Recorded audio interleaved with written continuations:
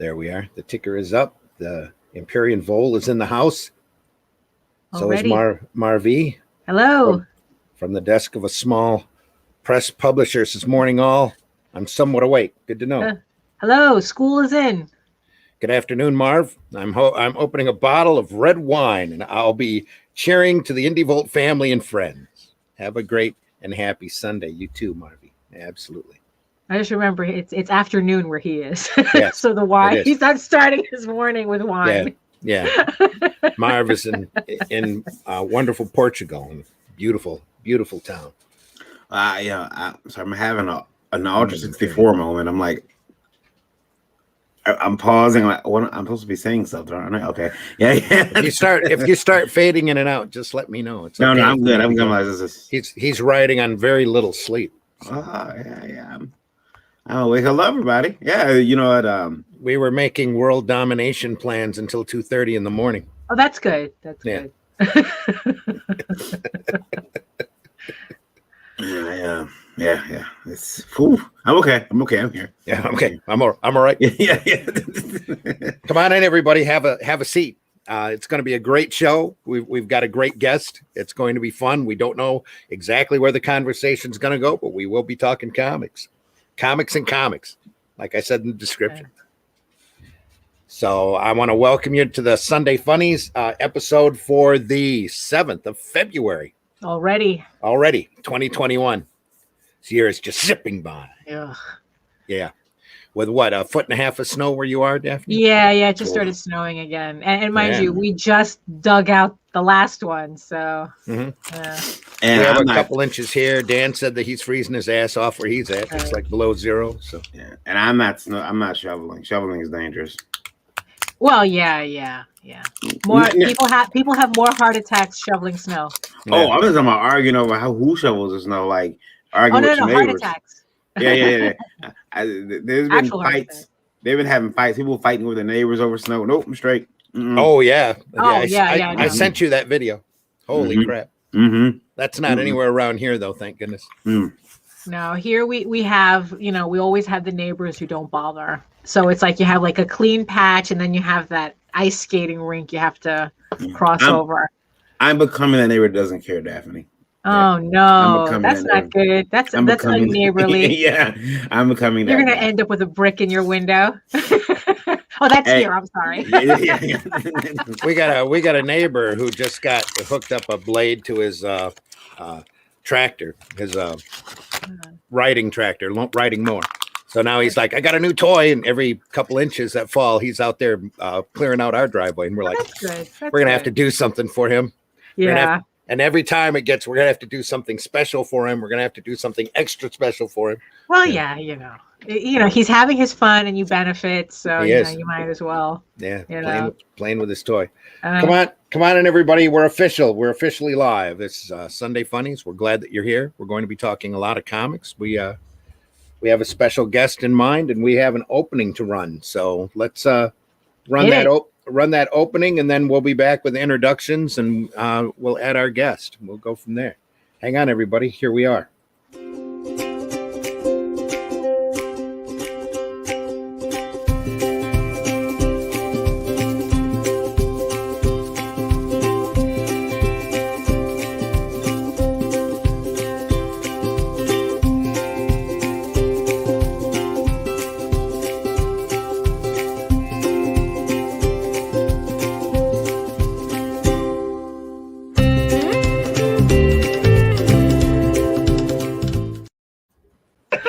Daphne, do we have something we want to add to this? Anyway, I try to save that. Thanks for tuning in, everybody. I am your host for this program. I'm Randy Zimmerman. I'm a longtime alternative and independent comics producer, creator, editor, everything that you can imagine in this business I have done for quite a few years. Not as many as our guests, though. And really happy that you're here. My current specialty outside of being on Indie Volt Radio is doing sequential art for advertising and educational purposes, though I am working on getting back into that fantastic comic market. Can't wait. And I've got a couple of hosts with me today, Mr. Varian Grant and Daphne Lage. Varian, introduce yourself. Good morning. Hello, everybody. I'm Varian Grant. I'm the founder of Indie Volt Media LLC. I started making comics back in 2008, and I haven't been kicked out yet, but many have tried. Happy to be here this Sunday morning, nice and early. And that's pretty much it for me. Daphne? If there's a I'm sorry. I was going to say, if there's a definition of running on fumes, Varian is it. Oh yeah. In my career as well. So being the Ted Turner of comics is hard work. I was just talking about this morning. So. I don't have my career too. Well, hello everyone. My name is Daphne Lage, and I am a cartoonist, illustrator, and comic book artist from New York. I have been self-publishing comics since 1992, and you couldn't drag me out of this industry kicking and screaming. And I'm known for the funny animal fantasy Tall Tales and my medieval soap opera drama Eagle Raven, Heir of the First Unicorn, which just completed a very successful Kickstarter. Thank you, everybody. And you can read both my comics at Tall Tales, TAILS online.com, and egoworks.com, EGOWORKS.com. And you can also watch my videos on how I make these comics on YouTube at Daphne Lage, LAGE Art. Fantastic. And of course, we have a special guest today that we're really happy to have on board, Mr. Dan Fogel. Dan, how are you? Hey, doing fine. Thanks for having me. Nice to meet you guys. Thanks so much for coming on. Introduce yourself to our radio audience. All righty. Well, I'm Dan Fogel. I've been selling comic books as a dealer for 40 years. Started creating, writing, and editing, and then publishing Underground Comix in the 90s. I worked on Cherry Comics, aka Cherry Pop-Tart, with the creator Larry Wells for years, helped that expand. And then towards a few years later in the decade, we started self-publishing Cherry, and then I branched out and started publishing new and old stuff, underground-wise, with new and old underground artists. So most of us are middle-aged now. I don't think I've published anyone currently who's like, under 40, but, hoping to fix that. I've been doing Fogel's Underground Price and Grading Guide in various iterations for 15 years. That's the one. Got a copy of it right there. And basically, it's one of two surviving print price guides at the moment. The other one's Overstreet's guide, which of course is all the mainstream stuff. And I've been an advisor for that since 1987. So I help contribute to that. I love mainstream comics as well as undergrounds. And then the late, great Jay Kennedy in 1982 did the first Underground Comix price guide, which he called the official Underground and New Wave price guide. Yeah. And he wasn't able to, this is awesome, help connect stuff, pre-computer age. Early 90s, when I was being published by Dennis Kitchen's Kitchen Sink, I said, hey, if he's not going to be able to get a new one together, then people are telling me it's time for a new Underground Price guide. Yeah. And I was kind of plugged in both as a creator, but also as a dealer, as, retailer, whatever you want to call us. Although selling Underground Comix is more like a dealer than anything else. And he said, no, Jay's got it going on. He's laying in the research, give him a few years. And then by the end of the decade, when I was, started my publishing company, Fogel Comics, which was several years before I incorporated as Hippie Comics, Inc. I reached out to Jay and said, hey, let me help you. I can publish it, whatever. He said, no, I've got it going on. I've got, research assistants, college interns with 3x5 cards. So I said, well, I'll give you a few years and I got to get going on it because people need it. I need to know how to price stuff since 82.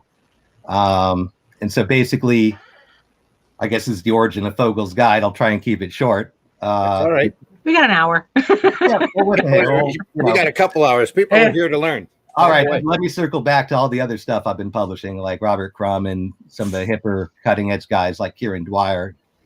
All right. So basically, computers, I got my first Mac in 1990. I had played around and took one class on the Apple II in 1983.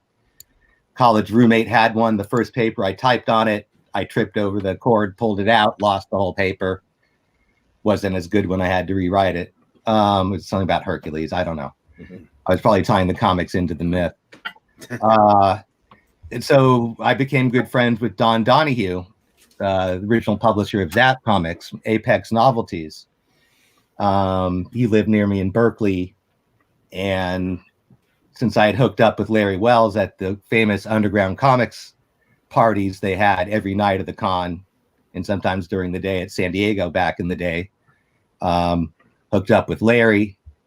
And then I was still selling comics, but artistically, I was producing and directing theater in the San Francisco Bay Area. Cool. One of the things I had adapted was the underground / indie open season,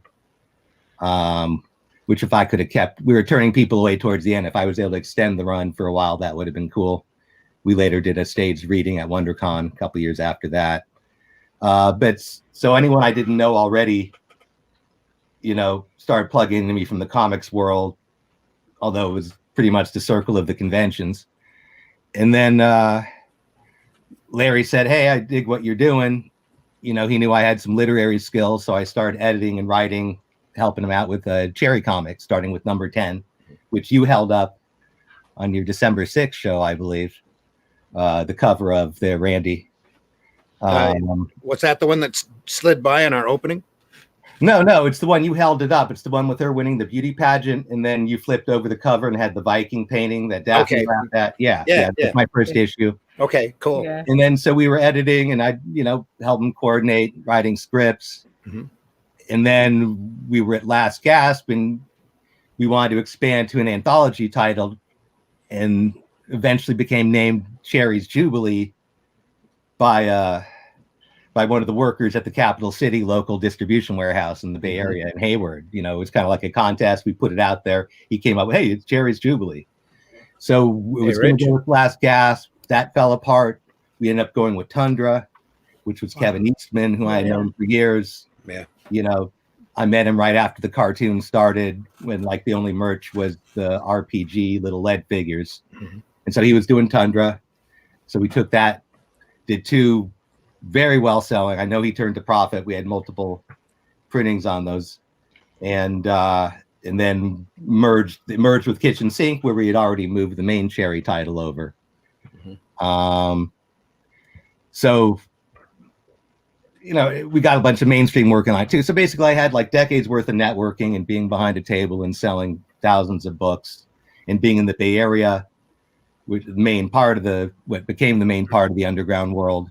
Yeah. I was certainly plugged in. I started meeting cartoonists, when I was 10, going to Baycon, starting with Trina and Lee Mars. So we can talk more Trina later, Daphne. I can fill you in on stuff. And so I met, so at these parties where it was a nexus and everything, that's how I met Don. So basically, he was still doing a retail catalog, one of the few left. He had stopped publishing and He had stopped publishing, but he still had distribution quantities, and he was using an old Mac and was using FileMaker. Okay, this is getting too boring. Anyway, I updated his data. The spreadsheet for his catalog became one of the main spines of my price guide. Okay. And then with some friends helping me do programming and switch from FileMaker, now everything's in Excel. And then publishers gave me their info in Excel or Word, and then I just started filling it in.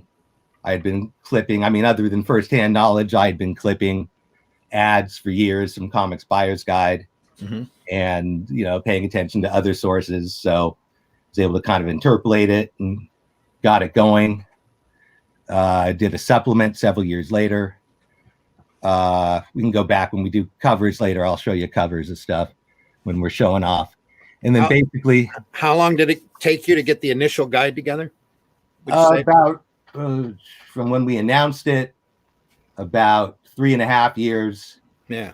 But it was really only 11 months of hardcore work when I finally had the crew, and my buddies, Neil Strudwick and Jim O'Connor, helped me put it together.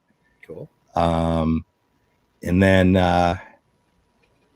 4 years later, I did a supplement magazine, which updated some prices, corrected the many typos I wasn't able to catch. Mm-hmm. That's the whole story there. Oh, yeah. we were late. Diamond, I just gave up after a certain point, proofing it because it had been fine before. But when we had to alter the publishing file back then in Quark, I'm so glad I use InDesign now. Quark. It crashed my old computer. Yeah. I did my first anthology of Undergrounds in '99, UG 3K. It would commonly crash it. All of Daphne's experiences with Quark just came rushing back. No, for real. I'm still updating files, to this day, transferring everything to InDesign. Yeah. IndieVolt has a project currently being designed with Quark, and I'm like, why? Okay. Why? Yeah, why? the person designing it uses Quark, and I'm like, okay. I use old shit, but holy crap. Yeah. That's a little too old. That's a Well, little no, apparently it's a new version. Is there? Apparently it's a new version. Yeah, it's like a new version, but it's milk 'em while you got them, I guess. I don't know. Rich says, Jesus, this is even before my time. Yes, sir. That's why we're here. Yeah. Love Karen Dwyer. Yes. Yeah. No, the thing is, it's like it's always I always find it trippy to finally like put a face to to certain project, because it's like for me it was like, even though I never read a copy of Cherry, it's like Cherry is one of those icons that stand out in my head, along with Omaha the Cat Dancer, as to like putting me in a certain time period. Mm-hmm. So it's just a gas really right now. We appreciate everybody being here. Marvi from Portugal says, my kind of dealer. That and Copics. Yeah. I had to stop saying dealer when I was younger. Like, I have to see my dealer. My comic shop dealer, because my mother grew concerned. She overheard me and thought that I had picked up some type of drug habit. I'm like, no, comics. No, it's comics. It's worse. Yeah, it's worse. It's even worse. I'm not even getting high, Mom. So here's a major question, Dan. Yep. Because you're the guy to ask this. What exactly is the definition of an underground comic? Yeah, thank you. Yeah. I need to say that. My short answer now, the funny answer is whatever I fucking well say it is. And I cram it into the Excel and it spits out into InDesign. But really, it boils it down. I'm sure I've got pithy quotes here and there, but basically what you guys were talking about, it's the personal expression, uncensored, beyond what the artist wants to say. You got the adult stuff, the sex, drugs, and rock and roll. Mm-hmm. But the more mature themes earlier than it was able to be done in the mainstream comic market. Now, if we want to, the classifications, the hardcore people say only up till 1973, when the distribution system collapsed due to a combination of lawsuits and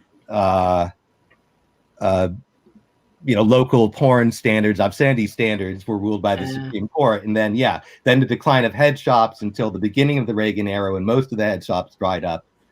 Mm-hmm. So they just say, okay, the books that were there at that point, which coincides with the birth of the modern direct market, which had been an outgrowth and modeled from the underground comics distribution market, the hippie comics head shop print mint distribution market. So the books that survived and the artists that survived and kept creating, they just moved into comic stores, conventions, mail order from Last Gasp, from Ripoff, from Kitchen Sink, from Apex Novelties, Bud Plant, major, right? In the public, the print runs were in the tens of thousands back in the day. And when things were selling well, there was a lot of stuff that got printed that wasn't going to sell through or sell well ultimately. Just like, any kind of art form or any version of comics, you have too much of a glut and there's not enough. Mm-hmm. Not enough distribution, not enough buyers, not enough interest, or it's just too much product.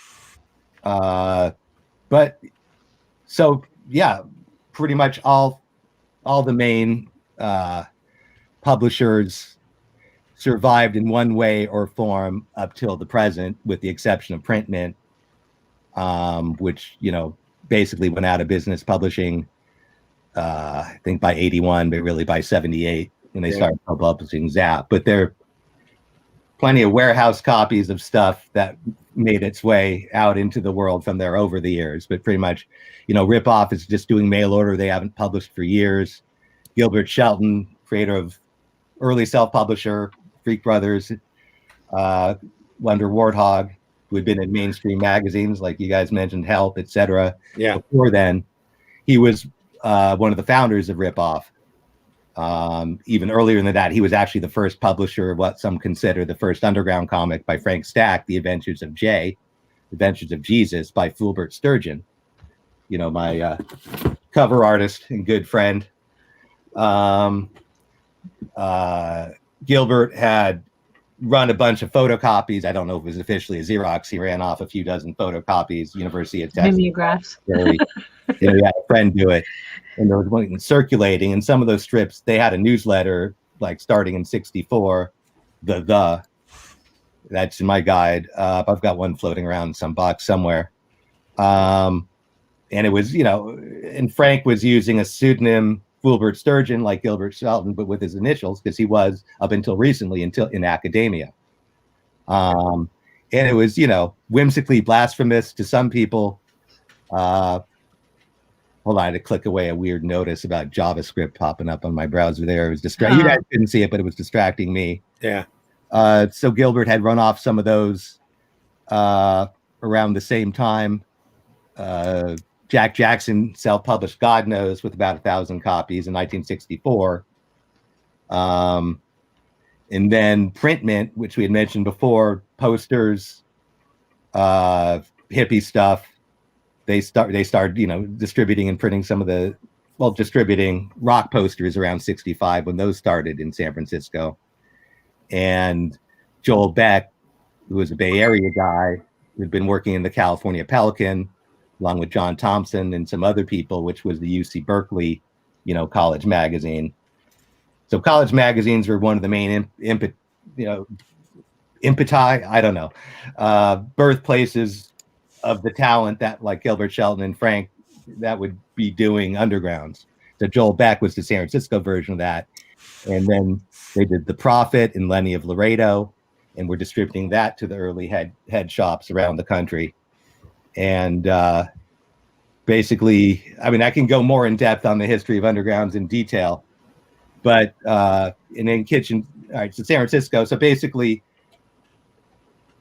Print Mint, yeah, that was San Francisco for sure. You got your Joel Beck, and then the people from all the other regions started coming. You had Gilbert Shelton and the other guys from Rip Off, Jack Jackson, Fred Todd. They started self-publishing, and then they moved out, with stuff in their trunk to San Francisco, and then in the Milwaukee and Midwest area, you had Dennis Kitchen and the Bijou Comics guys in Chicago, Skip Williamson, Jay Lynch, and New York. Around the same time that Print Mint was doing that stuff with Joel Beck, they were doing the East Village Other. And so you had the New York people, of which Katrina Robbins was one. I was about to ask you about New York. Yeah. Yeah. You got these foci here, and then people moved. It started the real wave when people started moving. Crumb and other people, Shelton from the Midwest, from Nebraska, Charles Plymell, a beatnik, poet and publisher, had started publishing S. Clay Wilson. And then Plymell moved to San Francisco. Then Wilson moved to San Francisco, also with a trunk full of his portfolios. Then Crumb moved to San Francisco from Cleveland, where I am now. Made the pilgrimage a few years ago. And so when, I guess it was at a party when Crumb met Donahue, and Crumb had been doing some tabloid stuff, starting with the East Village Other and other tabloids in newspaper. Mm-hmm. I've got a few in the other room I can show you, but basically his first strips getting national attention. He wasn't paid for the reprints around the country, but he was paid by Brian Zahn and Eurostocks, who said, hey, do a comic, I'll publish it. And then Zahn vamoosed to India or wherever with the original art to Zero, or buried to Zero. Zap Zero was supposed to be Zap 1, and it was all Crumb. Yeah. So then Wow. Crumb did Zap 1, and he was doing these October, November 67. Did And that then artwork ever resurface? Yeah, it would. Actually, what happened was Crumb had sent a photocopy to William Lyons or one of those dudes in New York, the literary dudes that helped get the crossover with publishing there. And of course, Harvey Kurtzman and Help magazine, which had published Crumb and Shelton, was based in New York. And Crumb and Dana, his first wife, whom I was close to, and him, her agent, and blah, blah, blah. So that's all another story there. So they well, no. Like I was asking if they found the artwork that he absconded with. Yeah, I believe it did turn up like in the late okay, 70s. all right. Late Okay, 70s, so there's a happy 80s. ending. Yeah, after Crumb had gotten the word out here and there. And to the best of my knowledge, and I'd have to do some forensic search. Yeah, I seem to recall the original art itself did eventually resurface, but not until like the late 70s or 80s. Oh, okay. So all right. So basically, Donahue. All right. So Plymell had a multi-lith. I've got video footage of it online. We helped rebuild that original printer, 1350. So he said, "Hey, met Crumb at a party. Hey, let's do like an piece of art, like a comic book, but it's like a modern, psychedelic type comic book in the form." And Crumb wanted, or it was Crumb's idea, but one of them said they wanted to have an actual comic book like they grew up loving and reading in their youth. Yeah. The Karl Barks, the EC, like you talked about. So basically, Donahue was the publisher, and he traded like a $350 reel-to-reel portable cassette recorder and player to Plymell. And then so Plymell with his press and Don, teaching Don how to use it, did like the first, and they argue about how many are there, but if you split the difference and say 3,500 were printed, 500 were burned up in the Maori Opera fire, blah, blah, blah. But people have misremembered it. Yeah. But I pretty much forensically get in here for knowing Donahue and working with him up until his death. If we say 3,500, not too many people can argue, Yeah. And, the official story is Crumb and pregnant Dana with their first son, Jesse, on the street corner in Haight-Ashbury. Crumb did a famous cartoon of that. It was really more, they lived near the Haight-Ashbury, walking distance. Yeah. Where they had moved out from Cleveland. Dana had followed him. But it was really more about Dana and Donahue walking into a head shop and then hook it up in, Moe's Books in Berkeley. And they sold out pretty quickly. They sold the run to this bookstore, this print mint distribution system. There's an article in here about it. Bob Bierbaum, my old mentor and boss, he talks about, and he'll tell you the name of the dude who drove the truck. Okay. Because they would trade in these hubs. They'd trade with, they get the last gasp and the ripoff in print mint books would be driven, and then they'd sell the weed paraphernalia, the pipes and stuff, but then they'd trade the comics with Kitchen Sink. And then they'd go to New York and they'd trade it. So things went pretty quickly. If you need a first valuable printing of the early undergrounds, you had to have been in either San Francisco or New York, ideally, for those first 2 years. And a lot of the collections I buy are from those eras. Yeah. And then Mo Moskowitz of Moe's Books, he put up the money for the second printing. And Don officially traded, was now the order of the press. And so now we're talking about Zap 1 or Zap 0? Yeah, Zap number 1, which was supposed to be Zap 2. Yeah. And that's when they got the photocopy. That's why it was Zap 0 later on. But basically, the first printing, the Plymell printing, says printed in little red lettering on the back cover, printed by Charles Plymell. The Donahues, the second printings, said printed by Don Donahue. And they did another run of several thousand, and those sold out pretty immediately. And then basically, without going into too much, and Don did a few other books, and Victor Moscoso, the poster artist, fine artist, S. Clay Wilson, who had slunk out from Nebraska, the Checker Demon, and Rick Griffin, who was doing psychedelic posters, but had been part of the cartooning scene through surfing magazines and other things. They basically showed up at Dana and Robert's door and said, "Hey, it's coming. We want to," So they expanded Zap into an anthology title, and then that's a second or later printing. Actually, I've got a second printing I'm going to show you in a minute. So you start getting other artists in there. When Crumbs, the zero was all Crumbs, so that became zero, reserved the numbering, and then Print Mint just Donahue's little press couldn't handle it, the volume or the precision or more pages, frankly, anything more than 24 pages, including cover. So Print Mint used professional printers, expanded it. Mo invested again. So it's well funded. So that's why, and then, hundreds of thousands of copies of each issue over the years have been published, many continuously. And so basically that's what started the Renaissance. About how many print runs do you think Zap 1 has gone through?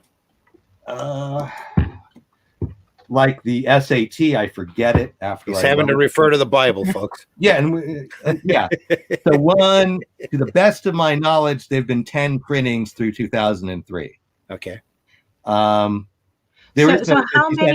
how many books like survive? I mean, because it's funny, it's like, because I think of underground books, I go, oh, these must be the rarest of the rares, and now you're telling me there's probably like 100,000 of these circulating. Well, later printing, we're talking multiple printings. There's only one first printing of Cannery Row by John Steinbeck, but there's dozens of other printings. So that's the thing, it's a real book. It's literature. It's not periodical. So that's why famously you got your Steinbecks, you got your Hemingway, everything kept in print, and that was the bookstore model they followed. So basically, 6 to 8 on, but there are many small printing things that are super rare that have been out there, and those are. But yeah, the underground, it was like the Tijuana Bibles under the counter, then the head shops, adults only, pretty much, and then the distribution system went into the direct comic book market, which was relatively underground, for years and years. Really, not until the death of Superman in '93 did most people even realize there were comic book stores. Though those have been around since the late '60s. And some of the early underground publishers, San Francisco Comics and Comic Book Company, Gary Arlington, another early publishing figure. So he was both every kind of comic book retailer, but also he was the headquarters. So people would meet and work, and it was all, every area. But yeah, most people started coming to California between 68 and 70 from around the country in San Francisco, and then that's where it became the nexus. Right. I mean, did it start off in California, like that's just happened where everyone was, or was there something specific happening in California that attracted everybody there, or was it just more weather? It was rock and roll. It was psychedelic rock. It was the San Francisco rock scene. That you can read up on that, Red Dog Saloon, Charlatans, but basically the Bill Graham, and then the Family Dog stuff started by late '65, and then a lot of these artists, Moscoso, Griffin, were comic book fans, and then they started doing because Print Mint selling posters of all kinds and whatever, and being the distribution for roach clips and incense and Kama Sutra oil and Underground Comix, and that nationwide distribution they started, it was in San Francisco. But yeah, it was the hippy dippy Summer of Love got Crumb out there half a year before, seeing what was happening, and then Shelton and the other guys. It was because of the psychedelic scene, the Summer of Love, the hippie revolution. It built on the fact that the main distribution had started there because of Print Mint selling those rock posters. People would see these great posters for these concerts, and they'd say, I want to own one. And they'd be tearing them down from the telephone pole. So they started reprinting them. That's a whole nother long story. But yeah, pretty much. But Kitchen Sink, Kitchen stayed out in Milwaukee till he merged with Tundra and went to East Hampton, Mass in mid '90s. Ripoff had already started up in San Francisco, but they had moved out from Texas. And then the Bijou guys stayed pretty much in, either in the Chicago area for a while or then New York, but New York was one of the loci as well. Spain, Rodriguez got his start in East Village Other. Trina's first husband, I believe, or second husband, whatever. Kim Deach, another wonderful artist who's still around and doing stuff. Yes, he is. He was part of that scene. And then there are people who've come and gone, Yasseri and other names, but pretty much East Village Other was a weekly, and the Underground newspaper syndicate had started out around the country. Campus newspapers, anti-war newspapers, and that. So print was at its. We refer to them as alternative papers nowadays. Yeah, counterculture, alternative. Yeah. So people were seeing the comics in there and getting to know. And then Crumb had a mainstream book deal in '68, through his friend who I believe had the originals. I mean, the Xeroxes of Zap Zero, Head Comics, and that had multiple printings. So that got him nationwide attention. So in '68, Crumb really blew up really quickly in '68 because he got that nationwide attention. Half a year later, he's got a book in the bookstores. Though they did censor out a couple of strips. Obviously, I'm sure they did. Yeah, because there's only so much. But obviously the later printings on were unexpurgated. So you see the dimensions in the early Zaps, Zap 0 and 1, the all Crumb ones, and you could tell they were originally supposed to be for newspaper dimensions, real tiny, shrunken down. Same thing with the Freak Brothers stuff. Those started out in LA Free Press. Really hard to read the smaller the printings get of the early Freak Brothers before he was just doing it straight up for the comics. Or he'd do it more comic book formatted for magazines or other clients where it appeared. All right, I'm going to catch my breath for a second while you guys think of the next question. There's my lighter. Well, I have, it's like, what I'm thinking, because it's like, my experience with comics obviously came a little bit later. And the thing is, though, there seems Daphne, I think everybody's experiences in comics came in a little later. Later. Although what's funny is that he's talking about like all of these head shops and all that, and I remember like me and my family would hang out in the Village a lot in the '70s, the late '70s, and it sounds like it's still it was like still like that. Although the Village is not like that anymore. But even Village Voice is gone. Yeah, exactly. Yeah.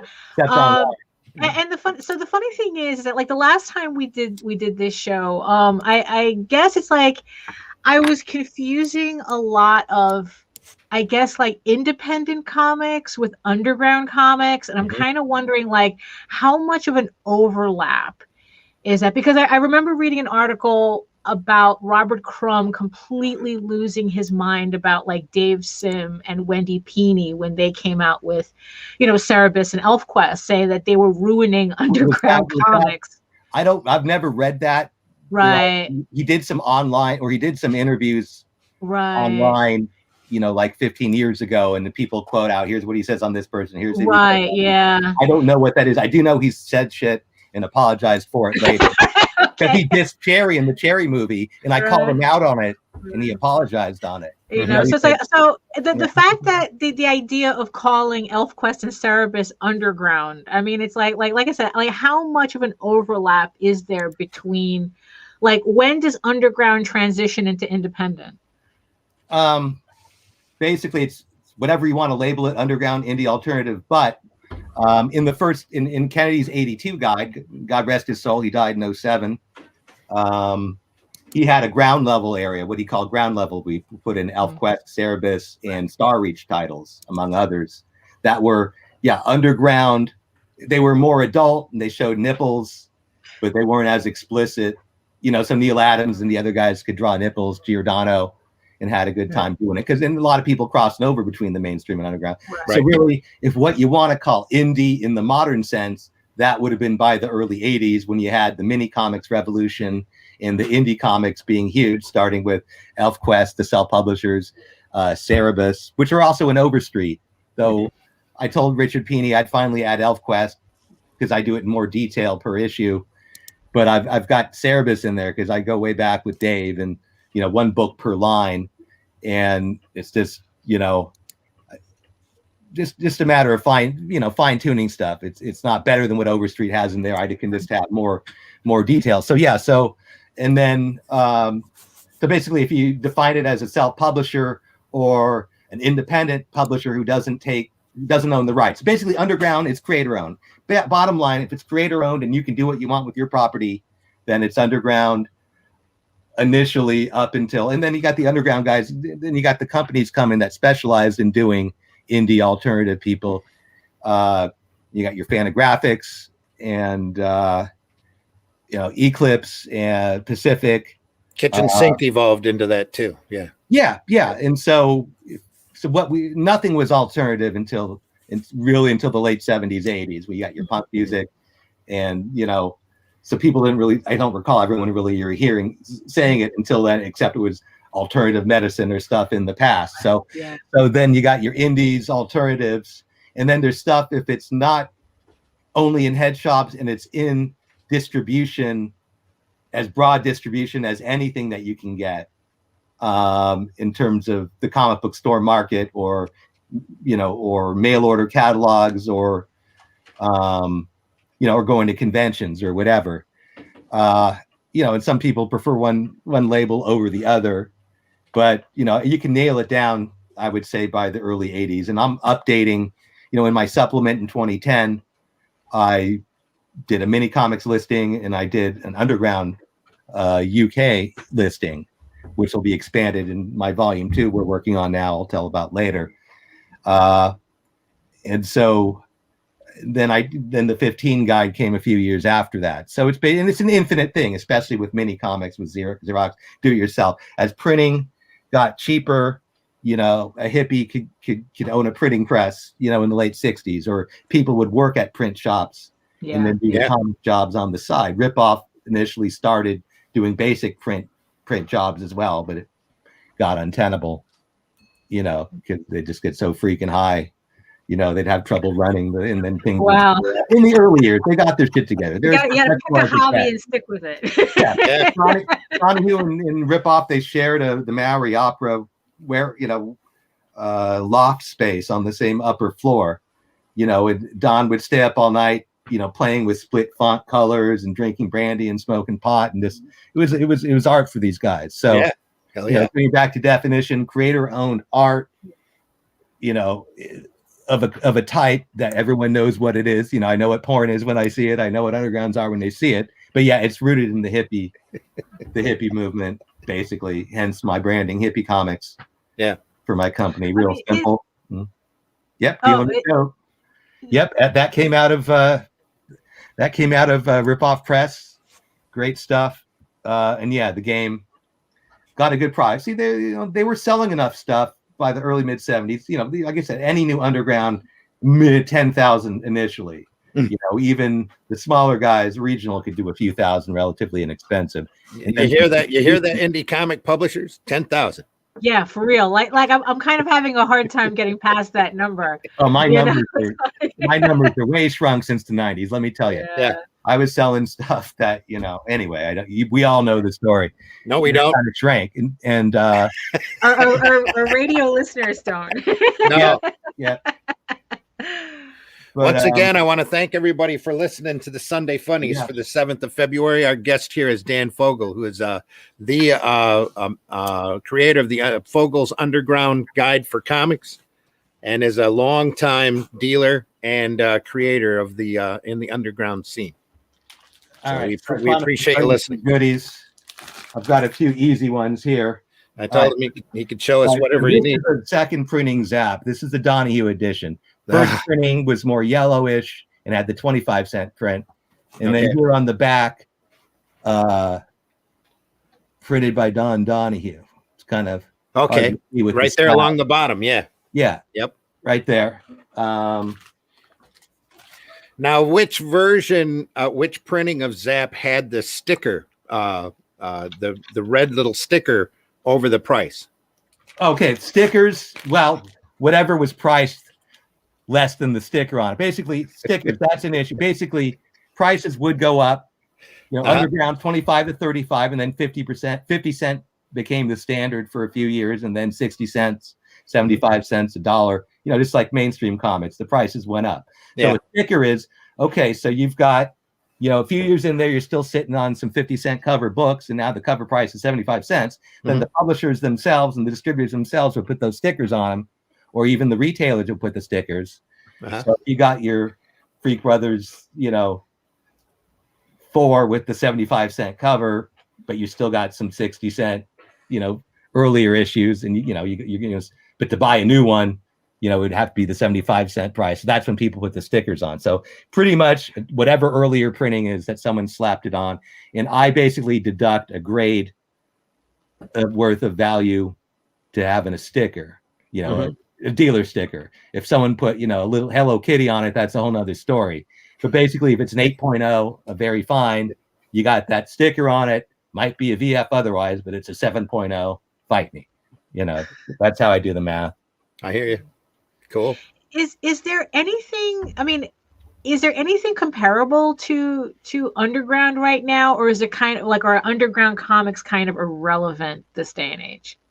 Well, it's totally relevant in terms of not just the freedom of the art form and the people who are still working, but we're still in the effects of the age of Aquarius to a certain point. A lot of people have aged out. The younger ones, the cool ones always discover Underground. So you got an old hippie croaks, you got a new hippie, a cool younger person who maybe comes into comics from indie comics. Yeah. Or, however he gets into comic books, or even from mainstream.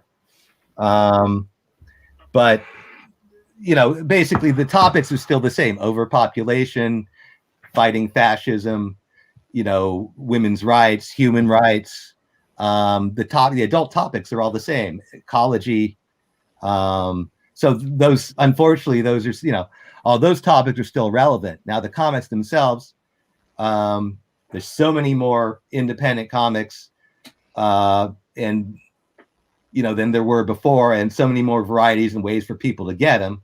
Then the thing is, when people were being sued for obscenity all around the country for certain books, Snatch Comics, which I reprinted, in a nice little trade I'll show you later. I got one of those. People were stockpiling. There's warehouses and head shops full of books. Yeah. You had these print runs of 10,000 at a pop, 5,000, whatever. There's lots of stockpiles there. So basically, the short answer is there's only a few thousand old school Underground collectors now, but there's the crossover with the newer, or the indie, or the what I would consider Underground in spirit, newer stuff. Well, not so new anymore, but the Love and Rockets boys, the Hernandez brothers, they're still producing stuff. And I could be tossing out all the Fantagraphics names: Peter Bagg, Dan Klaus, and the crossover with mainstream and movies and all that. So Fantagraphics, as a publisher, really was most responsible for putting that all out there and keeping it going and expanding the market. But they've done a lot of really awesome Crumb collections as well. Yes, they have. Yes, they have. All props to those guys. Yeah. Gary Groth, late great Kim Thompson, who gave me some data, not in Excel, but in Word. So it was easy enough to cut and paste. Dennis Hitchens' Excel kind of peters out by the late 90s because he wasn't able to keep it up. Here's this issue came out in 1974. Here's who was in it. Ripoff had a pretty comprehensive Excel spreadsheet in the sales going back to the early 70s. Obviously, they entered the earlier data later, but they were an ongoing distributor and ongoing publisher on the strength of Freak Brothers. Yeah, and early to get computerized and be hip that way. So now, when we discover a new Canadian price on a Freak Brothers, I can look in the Excel and say, oh, it was there then. I had missed that before. This is the 21st printing, not the 20th. So it's an ongoing thing. Yeah.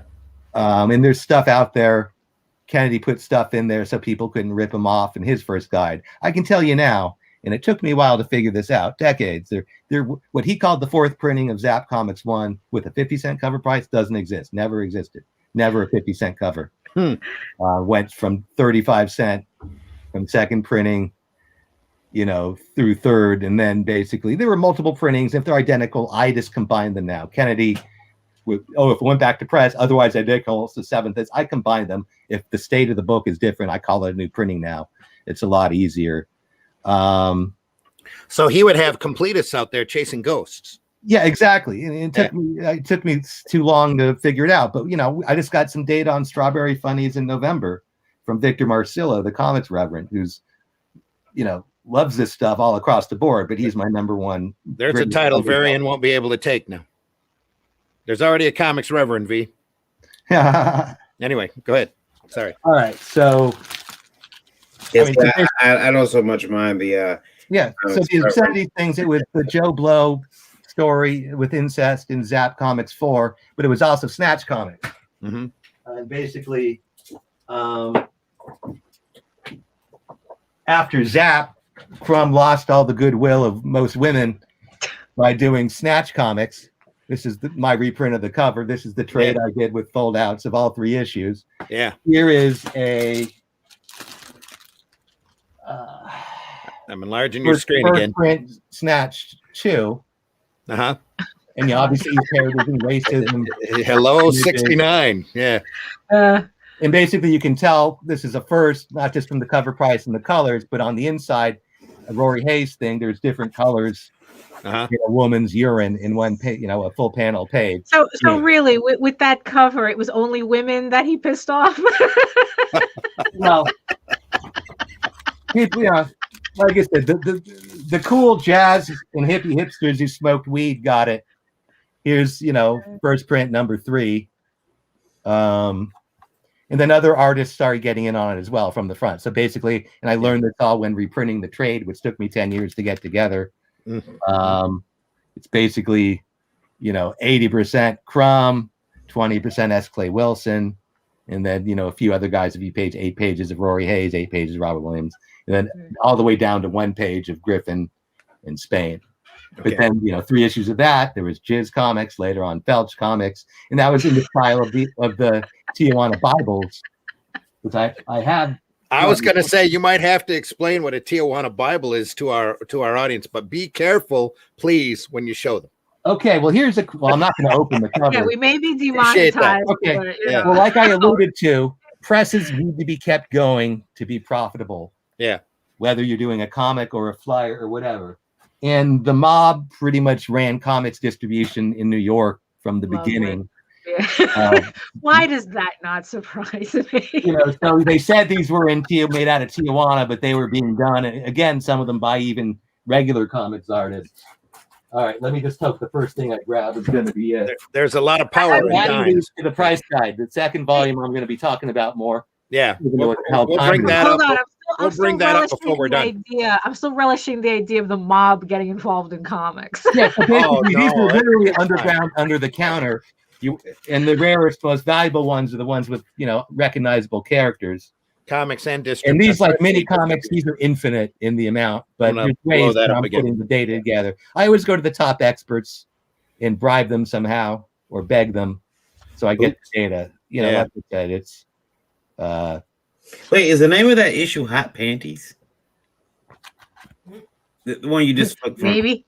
Probably. Maybe. Well, it's basically Boots. I think it's Boots in Her Buddies. Okay. So they parodied newspaper strips and other pop culture. Blondie.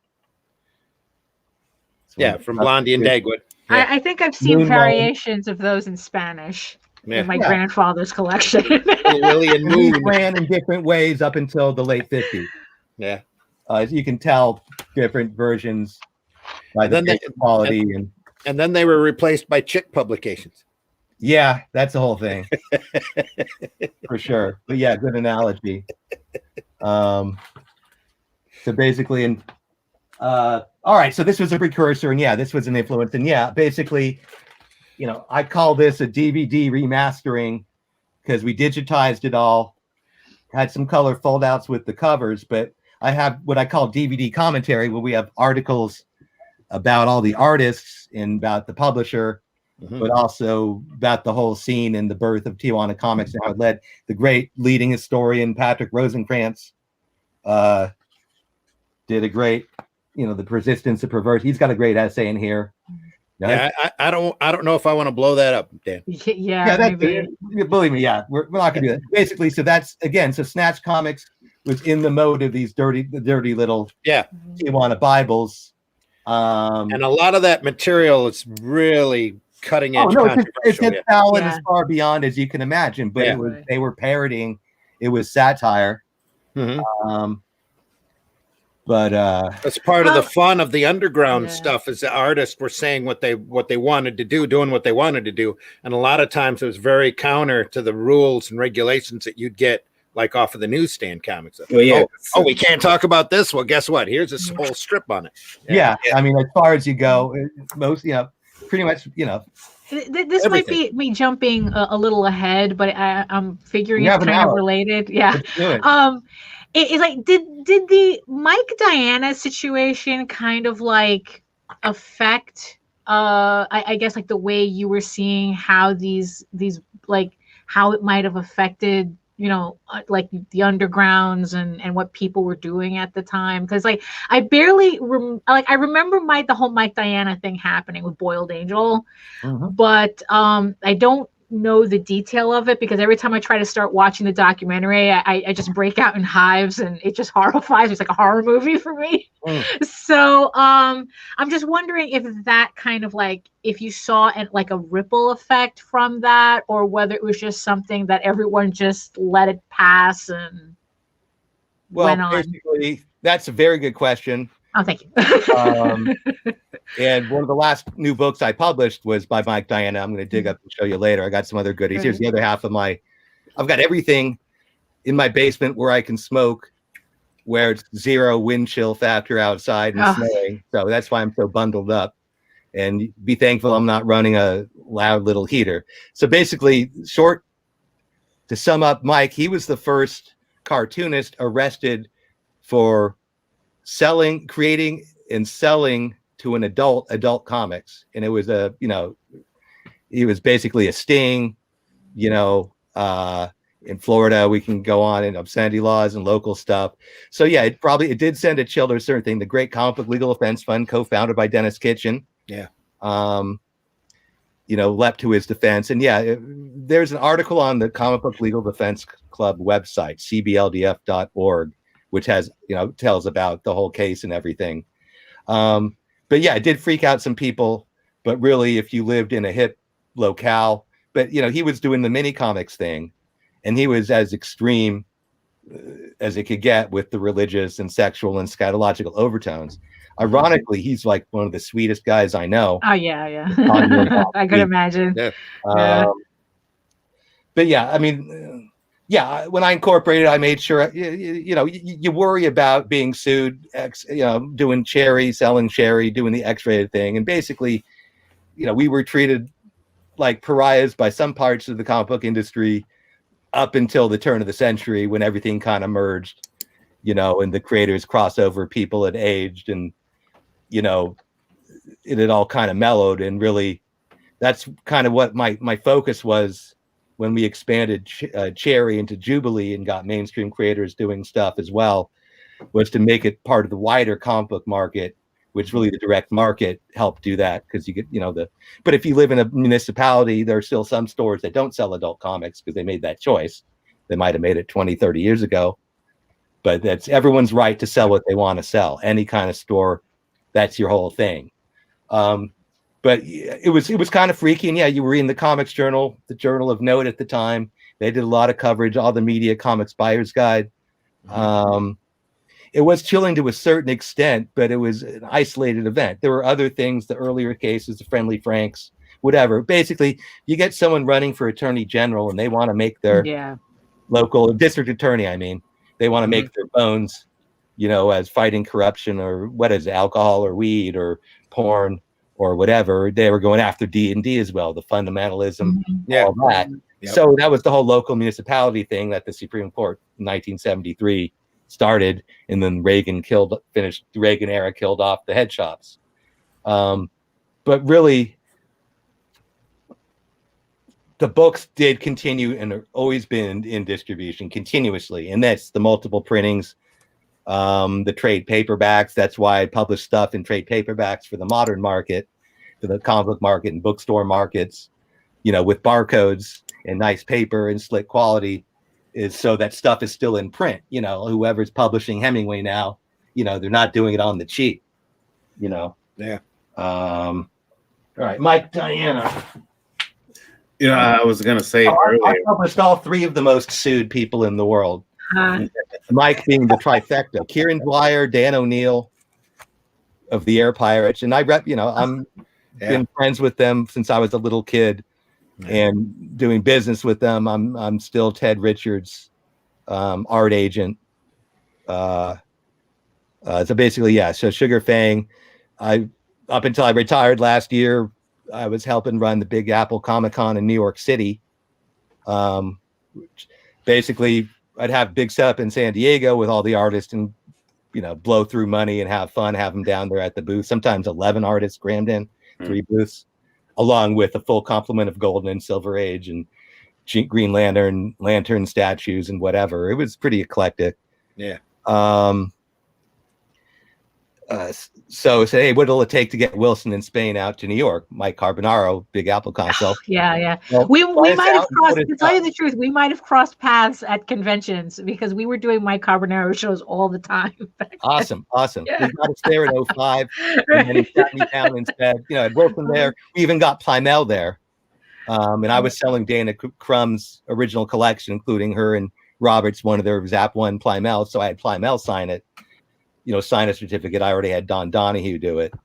Ended up selling it at the show. I said, Mike said, I want to be in the underground business. I want to be in business with you. So I started booking underground guests and then started helping him run the show, first with PR and then as general manager and then as co-promoter. So I'd always make sure we get underground people there. So I've done tons of panels. I've done lots of panels as a guest over the years. So that's why I can talk continuously at this point. About my favorite Mike Carbonaro story is, I think it was Randy told me, I think Mike drew you a copy of a comic. It was in I was at a New York show. Yeah. I was at a New York show, and I anymore I don't even remember what it was, but he tossed me a slabbed comic. He was standing in the middle of an island of tables. Randy, and he throws this comic at me, and I grab it, and it was I can't even remember what it was. I think it was like a Batman 2 or 3. And I went, holy shit. And I dropped it on the floor and I went, oh man, I'm so sorry. And he goes, it's all right. I can throw it all the way across the room. It's not going to hurt nothing. That sounds like Mike. That is so Mike. Charles Santino said, scarf. Holy crap. And his scarf would be, you know, flowing. Charles Santino says to ask about Binky Brown. Ask about Binky Brown. Yes, and the whole autobiographical subgenre. One thing Underground did best first was autobiographical comics. In the case of Binky Brown by Justin Green, which, you know, multiple printings and then was collected a couple times. Last Gasp, I think, did one, and then Fanatic Graphics did one. I'm running in here to see if I can find you a copy. I've got my wall books here. You're fine. Probably dig out a lower. So basically, Justin Green was in the wave of guys from the Midwest. In fact, he still lives in Columbus, not far from me, with his wife, artist Carol Tyler. You know, so I believe he started in Bijou or around that time in some of the tabloids, and then he did an autobiographical book with Binky Brown character as a substitute. Yeah, here's the first printing. And the thing is, he's like half Jewish and half Catholic, and this is all basically growing up with Catholic guilt and masturbating and all kinds of crazy stuff. So really, and there's others we can talk about, and more modern ones that are famous that have become stage plays, you know, Alison Bechdel's Fun Home and, you know, things like that people in the mainstream have heard of. But yeah, okay, so there's basically a first printing, which you can tell by, I'm not going to open this. No. I don't want to, I don't want to trust myself after, you know, perfect, you know, but anyway, so basically it was groundbreaking, still one of the best single comic issues out there. And so, you know, Crumb's did autobiographical individual stories, but they're all inspired. Basically, all inspire each other. Wilson inspired Crumb to be more sexual, you know, overtly, gratuitously sexual. And Justin Green inspired people to do, you know, more autobiographical type stuff, you know, which helped. And Raw was, you know, Mouse, which sprung out of Underground Comix, Art Spiegelman, another early guy, started at SUNY New York in the late 60s. and was doing stuff with Bijou and in comics in the since the early 70s. And his mouse, which won the Pulitzer Prize for literature, multiple printings, been kept in print, that started being serialized in Raw, which was another experimental crossover with the art world. Yeah. And so basically Mouse is a story, MAUS, of his family surviving the Holocaust, but he made it funny animal, which I love stuff. I love funny animal stuff. Give me my barks, this daily bread, my daily barks. And so that was, no doubt inspired to a certain extent by Binky Brown and being able to do autobiographical in an adult way. Sure. That can branch stuff out. And, comics as metaphor in, just like science fiction or fantasy, when done right, can reflect on the current events, but also inner and outer space, people's consciousness, their self-actualization, and, however they can best do that in the world, they're living in, they're surrounded by. Here's a cover. I can't show you don't show it if you can't show it. Don't show it if you can't show it. The giant penis that invaded New York. And speaking of lawsuits, the most famous one, and again, you can read about this in Pirates and the Mouse. Yeah. And I've got some uncut cover sheets I'm selling to Dan O'Neill. But basically, all right, so the story, and again, you can read about this on the CB. I'm blowing you up again, Dan. Hang on just a second. Show those covers off again. Because we run, I put an Air Pirates 1 out. Yeah, I saw that. So, yeah. So that's a whole long story. And Pirates and the Mouse by Bob Levin. Yeah. It's out of print, but it's available. Fantagraphics. It's out there. It tells the story more depth. But basically, again, from the Bay Area, Dan O'Neill was a wunderkind getting published as a cartoonist in newspapers. So yeah, so and O'Neill grew up loving Barks and Pogo and all that, Walt Kelly, and he started doing newspaper comics with political bent, since he was a teenager. Eventually got in the San Francisco Chronicle, and I could talk for 12 hours today about Dan O'Neill, who I've known since I was 16 and not even scratched the surface. But basically, he sought out to poke the eye of the bear, which was Disney, for social and political reasons. He wanted to free the mouse, but it's a commercial thing. So basically, and he even sent copies of these just to make sure they saw it. So, brother.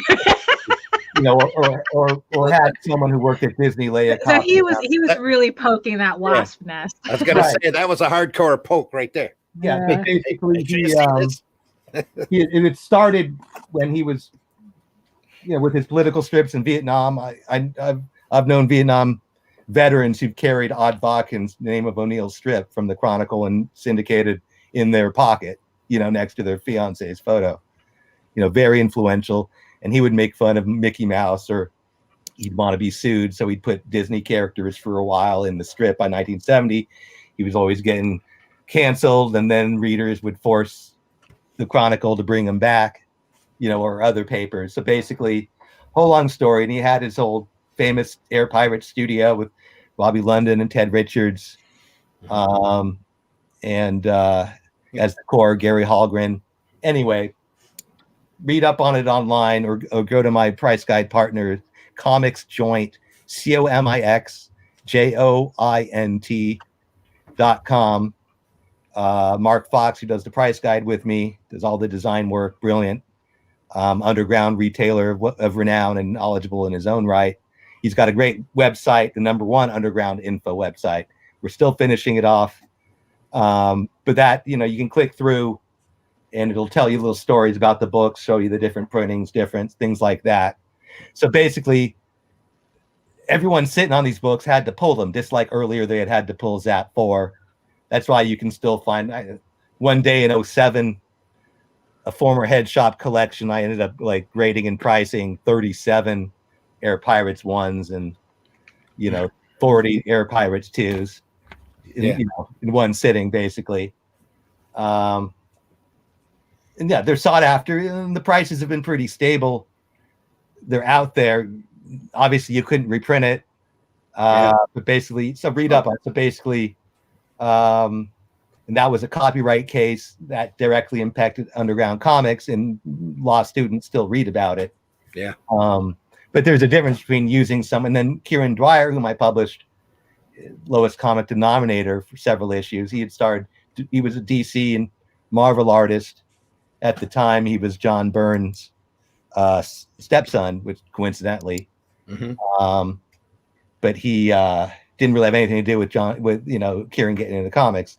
And he had done lowest comic denominator, as a mini comic. And then when I was at the SPX in Bethesda in '99, Neil Gaiman was there, Mark Hempel. They had just done Cherry Deluxe #1 with me. That's how we pissed off all the feminists. We made them had to get all Neil Gaiman, so you have to buy a Cherry story. And Neil had owed me a story for years, and when we started publishing, I hit him up. So I'd met him on his first tour in San Francisco in '89, drove him around to the airport over multiple bridges because that was after the earthquake. But he had promised a few years later to do a Cherry story for us, and then we hit him up and we self-published it. So I was there pimping that. I was pimping my UG 3K anthology, and I'd only seen Kieran around, in Artist Alley at local shows in the Bay Area, and then we kind of hooked up there. Frank Cho won his first award there, the Ignatz. A pretty cool time. So yeah. So let's do it as an offset comic. And so, we started talking about it, and then we were working on it. I published in '99 in UG 3K. I don't know, 18. It's my first anthology, new and old guys. Crumb didn't like Kieran's work either. It's generational. Spain and Wilson didn't like the Boondocks either. But basically, so I've got Crumb in here. I've got Sheldon. I've got an unpublished Von Bodie story. Gilbert Hernandez. I love the Hernandez boys. But basically, so offset, square bound, bookstore distribution, and he was doing stickers and T-shirts. Consumer horror instead of the Starbucks siren. Yeah, and I remember that. Walked up to our table at WonderCon. Hey, we work for Starbucks. Whatever. This is funny. And then Starbucks sued him. Yeah. And read up on that on the cbldf.org. They have to clean up their house apparently, but the website's got good information, as good as anyone. But in all my books, we have articles about it. Kieran's done stuff in Too Much Coffee Man talking about it. So I didn't publish those minis. So when our #1, I did a reprint of Zero. In Zero, he did an offset Zero floppy himself that had it on the cover. I did the second printing of it later with Kieran. We basically co-published. He got a lot of it. I mean, even before that, people were into it. All the mainstream guys loved it because it was a modern version of the Underground. Yeah.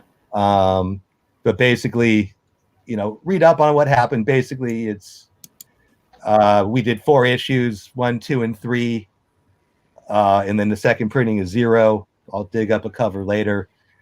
But so he was sued. So yeah, I've got the trifecta. O'Neill was on the cover of my first guide.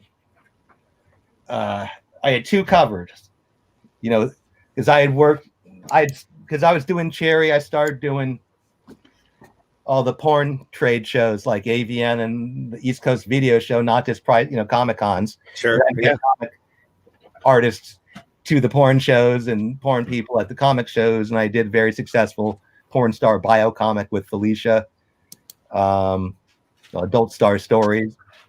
Still in print, still selling it, but basically people saw I was doing Cherry and Crumb and other stuff, and my friends at Carnal Comics had already been doing a very popular True Stories of the Adult Film Stars floppies that came out in an occasional trade, and they were kind of getting out of that. And so I kind of stepped in that area. So I'd be, shipping cases of cherries to chains of, adult stores in like Florida or whatever. So basically, of course, but first cover, I have to have a porn star on it just to piss everyone off. So Terry Weigel, as a third guy in my 30s, hadn't been, married guy at the time, hadn't been following porn too closely. So when the younger women like Felicia and Nari Vox, I became friends with Kiki there. I hadn't really been keeping up with it directly. So, oh, nice to meet you. That's cool that you do. And then we're in Felicia's suite, at the Venetian, getting ready for the AVN Awards, the adult film, the whole walk, the whole red carpet thing, Oscars of porn. So we're just hanging out in her room. I've got pictures up on my Hippie Comics page on Facebook. And in walks Terry Weigel, who had been a Playboy Playmate, Penthouse Pet, got into porn stars, did bit parts in movies, Predator 2, was on it, Married with Children.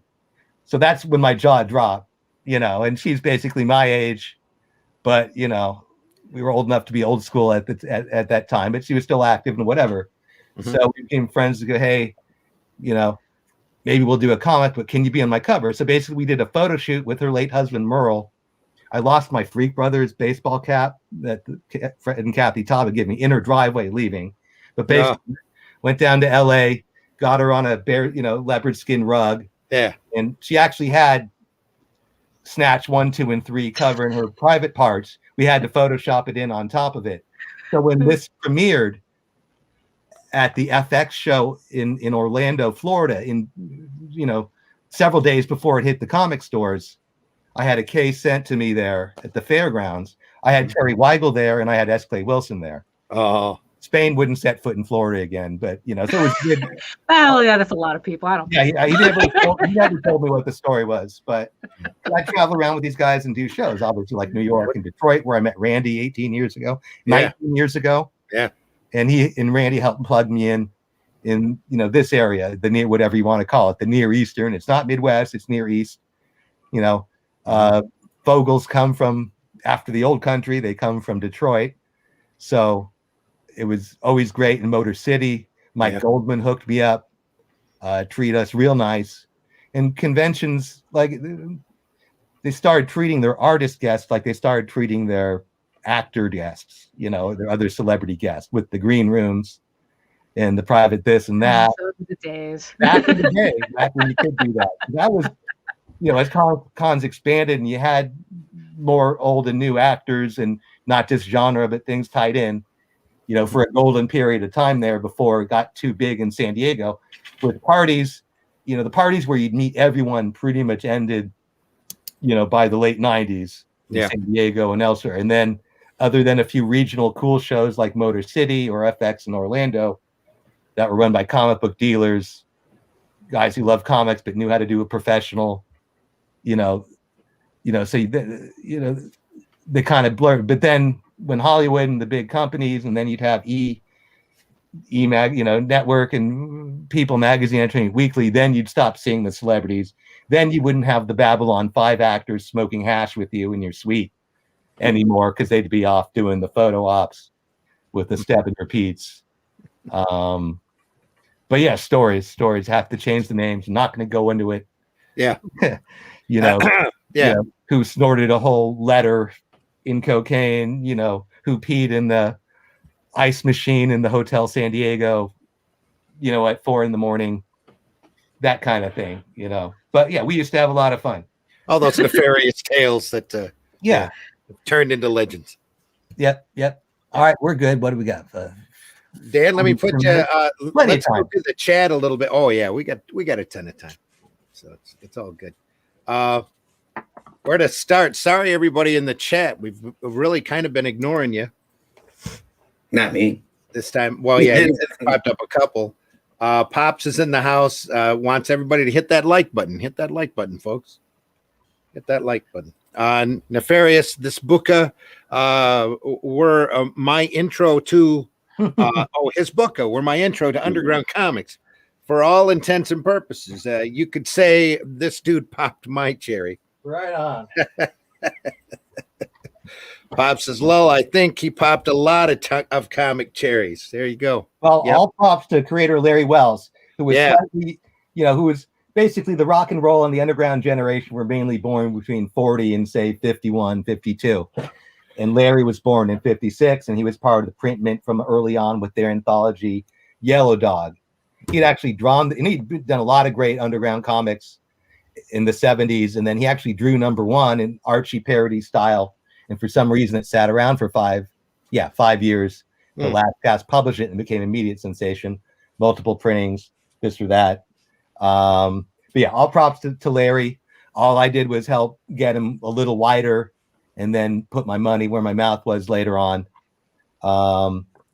But I yeah, mean, I would think that Cherry kind of like taps into the same vein as the Tijuana Bible. It's like, even though he wasn't like specifically talking about specific characters, the fact that he had that Don DeCarlo style, and yes, you know, I it's like, ended up it's kind of publishing like, Dan oh, DeCarlo it's the after same thing.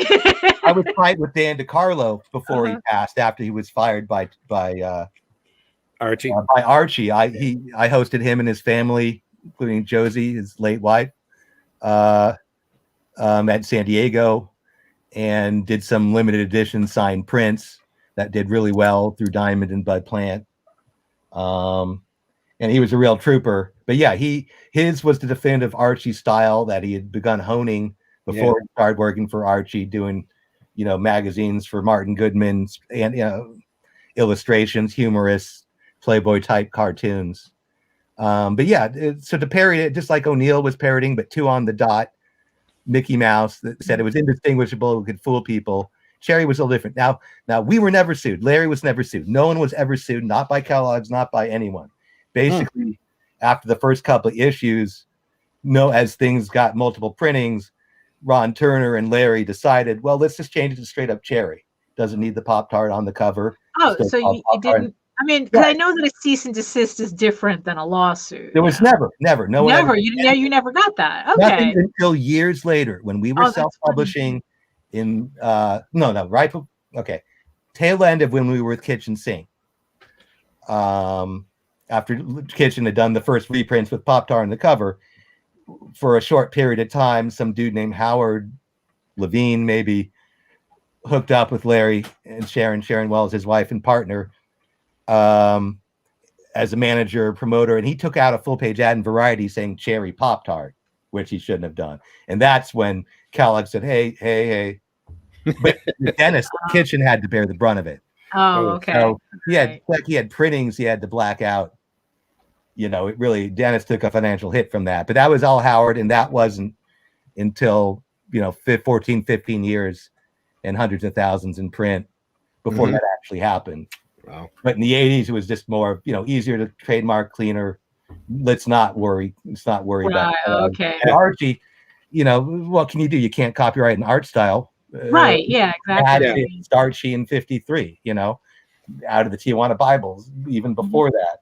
Mm-hmm. Now, when we had our infamous Cherry Pop, the year when we did the Cherry lookalike contests, we did a notorious one in WonderCon, which, anyway, long story. Yeah, that was broken up.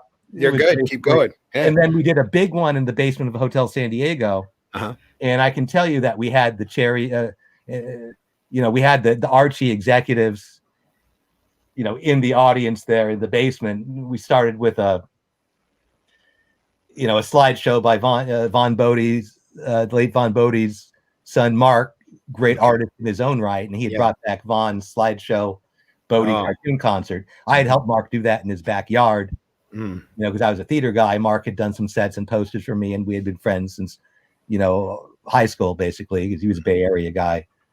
We didn't go to the same high school, but we went to the same conventions, and he lived a few blocks away from me in Berkeley. So I helped him get that going. So we had that, and then, old stuff from Cavalier magazine, old Bodie strips, Cheech, and he would act them out and stuff. And then, we had, and then basically I think the Archie guys walked out during that before we got to the, the half naked women and the skits and the music and the fun. We had a great, all 3 of our judges are dead now, but they were awesome. We had Rich Buckler, the mainstream artist. Oh, yeah. And he's the late lieutenant, who was the first retailer to do his own certificate of authenticity special printing of a mainstream book, whom I had argued about whether Underground's continued after the 70s or not. Happy argument. It wasn't really an argument. It was discussion. And Kate Worley, who did Omaha. Mm-hmm. Oh, yeah, with her husband, Reed. And so it's like, that was the great thing about all of us being at Kitchen Sink and then and then Tundra. We had the three girls. We had Cherry, we had Melody, Jacques Boivin, Tales of a Strip, and we had Omaha, and we all hung out together and partied and networked, and and sales were awesome, back then, comparatively. Well, especially compared to now. Yeah. And then like American Splendor, you talked about Harvey Picar. Sure. And they did a staged reading of a script of the play version of American Splendor years before the movie. Okay. And it was Dan Castellaneta, Homer Simpson's voice, who would play the Harvey Picar character. That was something Tundra had sponsored. Tundra sponsored the best parties, the most iconic parties, the biggest parties. Well, that's also why they kind of went broke too, I guess. Yeah. Not to be a dick about it. That's why I said that Kevin Eastman, Tundra made money with my two books. Right. I can tell you he didn't lose them. I used to remind him about that till I got kind of dickish, but no. Kevin's great. Yeah, we go way back, and God bless him. We love. Again, self-publishing parody beginnings that got into something, grew into something else, like Cerebus was, so that was a real success story. One real success story, prior, biggest one prior to Bone. Bone was the biggest one prior to, Walking Dead. Yeah, that's true. Yeah. Create around. So yeah. Comics with Pops Van Zandt says, Dan, what kind of barriers, ceilings are there for underground comics today? Is it harder, or do you just say F it and go for it? It's harder in some ways and easier than others. Yeah. It's harder in that you can't sell many thousands of copies through the head shops or comic stores anymore, per se. But you got the World Wide Web, and you got digital, and you got more people talking about it worldwide, and people learning about it every day. So yeah, it's with print on demand, what we used to call print on demand, the quality now is as good as offset, or almost nearly indistinguishable. Yeah. But yeah, basically print, if you can print enough to make money, however you break up the nut, whether you do it all yourself or you have an inker or a letterer or whatever, if you want to make actual money, you have to print enough in advance so that the per unit cost is such that you will make money above. Basically, if you can make money at 40% of cover, that's how you go into it. So if you can still, but now you can get $500 and do a nice small print run of a quality trade paperback. And with digital and YouTube and, social media, you can get the word out to like-minded people in a way you couldn't before outside of the traditional commercial bookstore market, comic book stores included. But in terms of being able to be expressive and say what you want to say, it's still the best way to do it. As long as you own your IP, your intellectual property, and you can control how it's printed and what page you want an ad on, or whether it's going to be in color or there's going to be a fold out. But yeah, it's blurred enough that indie alternative, if you want to call yourself underground, great. If you want it to be in the traditional style of the hippie stuff, anti-war, the themes, pro-drug, you can go for it and get a wider audience easier, but the per unit sales, and there are ways you do a trade. If you're doing, I did Digipod, love it. I still do offset with Marquee, which used to be Quebecor, which another self-publishing buddy, Mark Weekly, turned me on to. They used to print a lot of comics back in the day. Mm-hmm. So you got to, if you figure out I need to sell this many books to A, break even, and B, make a profit, knowing that the maximum will be at distribution numbers, say 40% of cover. Retailers, you traditionally sell 50% of cover, 50 to 40, 50 to 60% of cover, 40 to 50 off traditionally is the bookstore, comic book individual store model. If they order a minimum 3 to 5 or whatever, you got to crunch your numbers. You can really screw yourself over discounts if you don't pay attention. So if you can make money on X amount of copies, if you keep your per unit cost down, then go get a little trade, and trades can be as small as 48 pages. Square bindings can be as small as 48 pages. then, but so really for the same amount of money, not accounting for inflation, from what you could have had to have spent printing in 1968 dollars or $72, it's the same, and you can get real high quality. And then there's a world where doing print on demand, you can make money as long as you keep your numbers down. But the number you want to hit when you publish, either yourself or someone else, if you can't make money at selling at $4 of a $10 book, then don't do it per se, unless you're doing it for other reasons. If you want to just break even, that's cool. I do some projects to break even. I've probably 4 dozen books, including multiple reprints at Cherry. And, I've sold out of everything except for about a dozen titles that I printed enough that had higher, royalties or, sushi and cocaine expenses at a porn convention wrapped into the budget. You do what you got to do, but if you keep your overhead to a certain number, that economically you should be okay if people respond to your stuff and you can sell it, getting it out there, you can sell yourself. So it's easier with all the social media and the networks to get it out there and find like-minded people and people who are doing, coming out of, fanfic in some way or another. It's like some of the early underground guys started doing fanzines, in the late 50s, early 60s. Grass Green was one of them who was well known in the fanzine market before he started doing undergrounds. So it's easier to be known and seen, but if people don't respond to your stuff, there's nothing you can do about it, no matter how good a marketer you are. That's just the marketplace will tell you. But you can live off a small niche with a small print run if you're economically smart enough about it, if you don't want to lose money, But for $500, you can get 125 square bound, nice looking comics out there. Yeah. Yep. Nefarious has a question for you, Dan. Is there an Asian market for comics the way that there is an American audience for hentai? There is, but not officially. We always, even with Cherry back in the day, whether it's Crumb or Wilson or Cherry, you can't sell to certain countries. Right. Japan has, Japan, China, Taiwan, whatever. They have, most of those countries have repressive, censorship laws. But the same thing is Canada. Same thing with Canada. Same thing with England, right? Cherry, we could not sell to England. Diamond UK, we couldn't sell through Diamond UK, or we couldn't sell to any English-speaking language. So that's why I'd have UK and Australian dealers taking home briefcase of stuff they'd buy wholesale from me in San Diego. The Canadian censors, the Japanese censors, this or that. Now, in terms of young people or the K-pop generation or whatever you want to call them, people will respond to the art if that's what they're looking for, if that's what fills a hole in their life.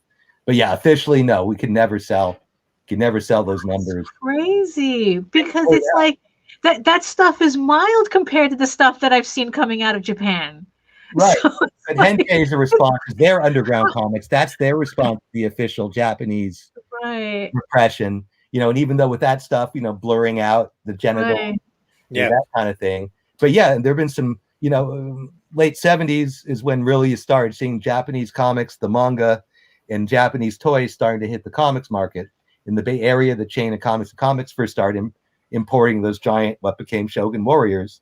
What the hell is this stuff? Or this or that. And then Barefoot Gen, Last Gasp was a big deal, doing manga early, reprints, Socially Conscious or whatever.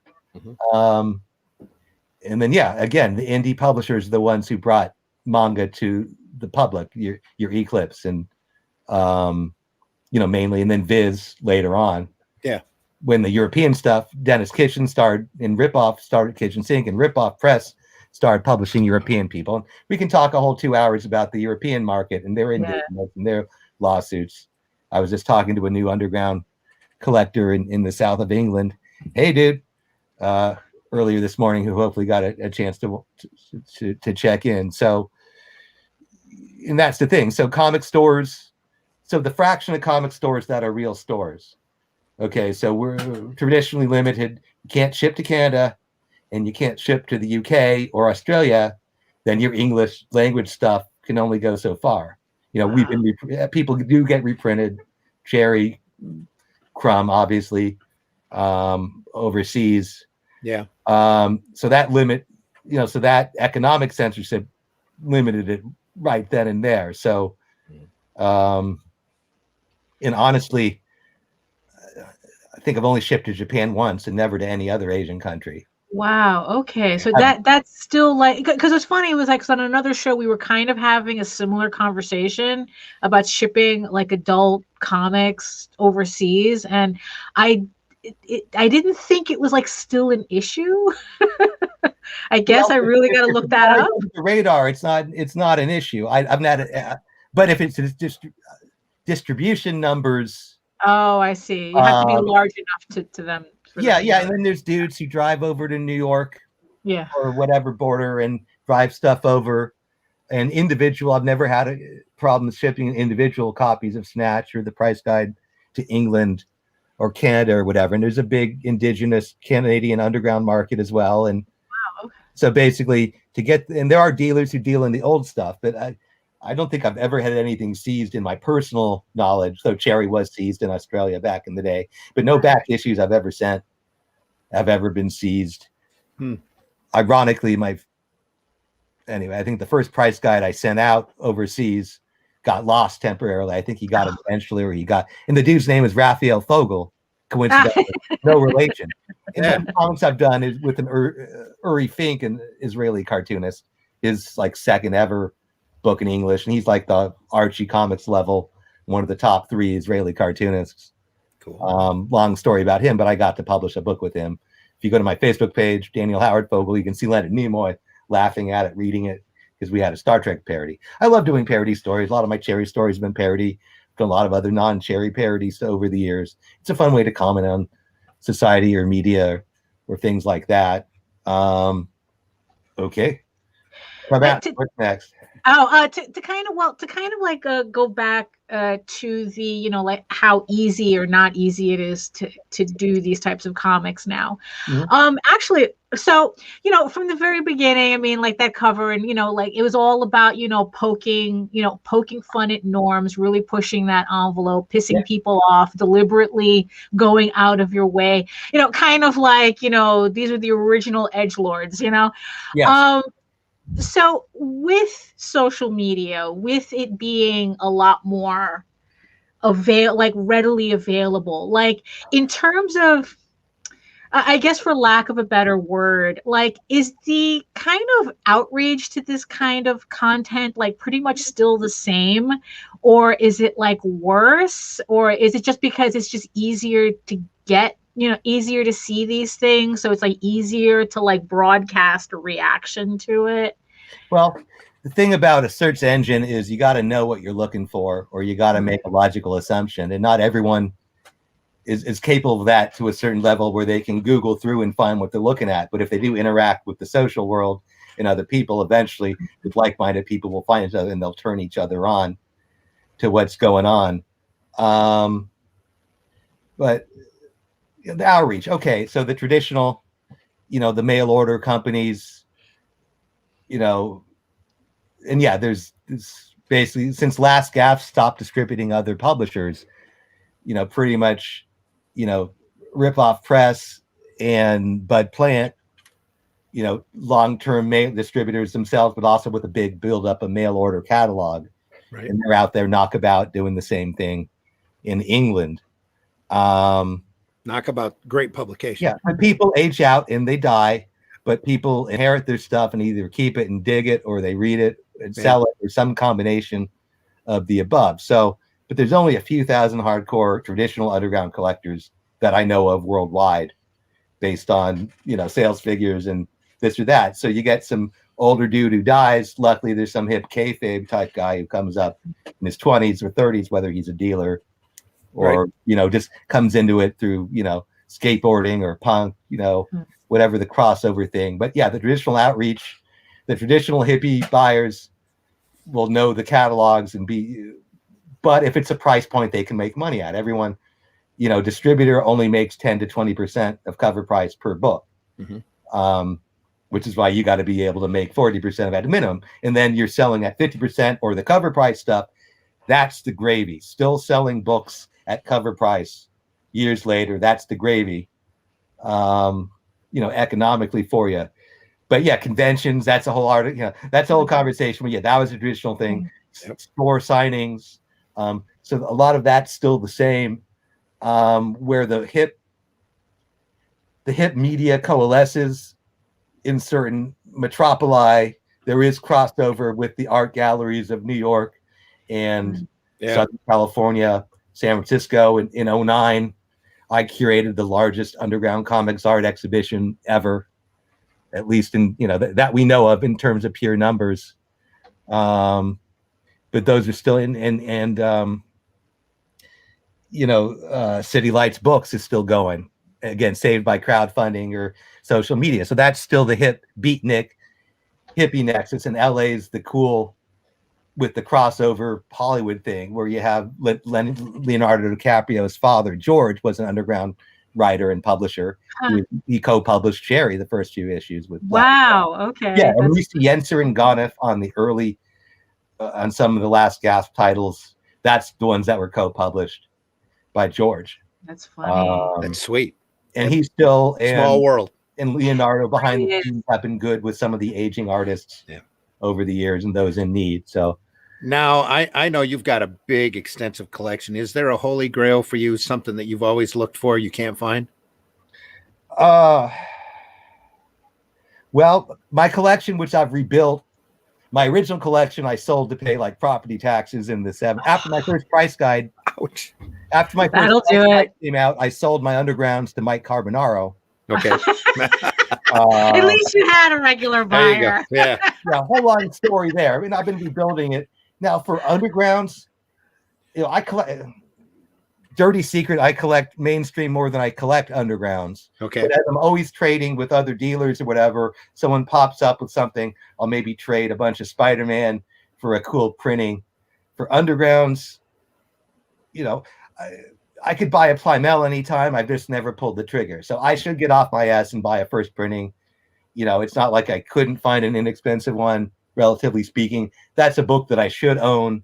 Of what now? Was Snatch one first printing. Yeah. But I will show you my actual, one of my few Grail items two of my three Grail items I will show you right now. Okay. That I will die with, hopefully. We're intentionally not going to tell anybody where you live. Well, yeah, just don't go to hippiecomics.com.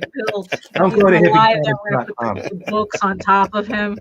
All right, yeah, there you go. Yep. There you sold my first copy when I sold, my mainstream collection, the stuff through cover 8, December 1980.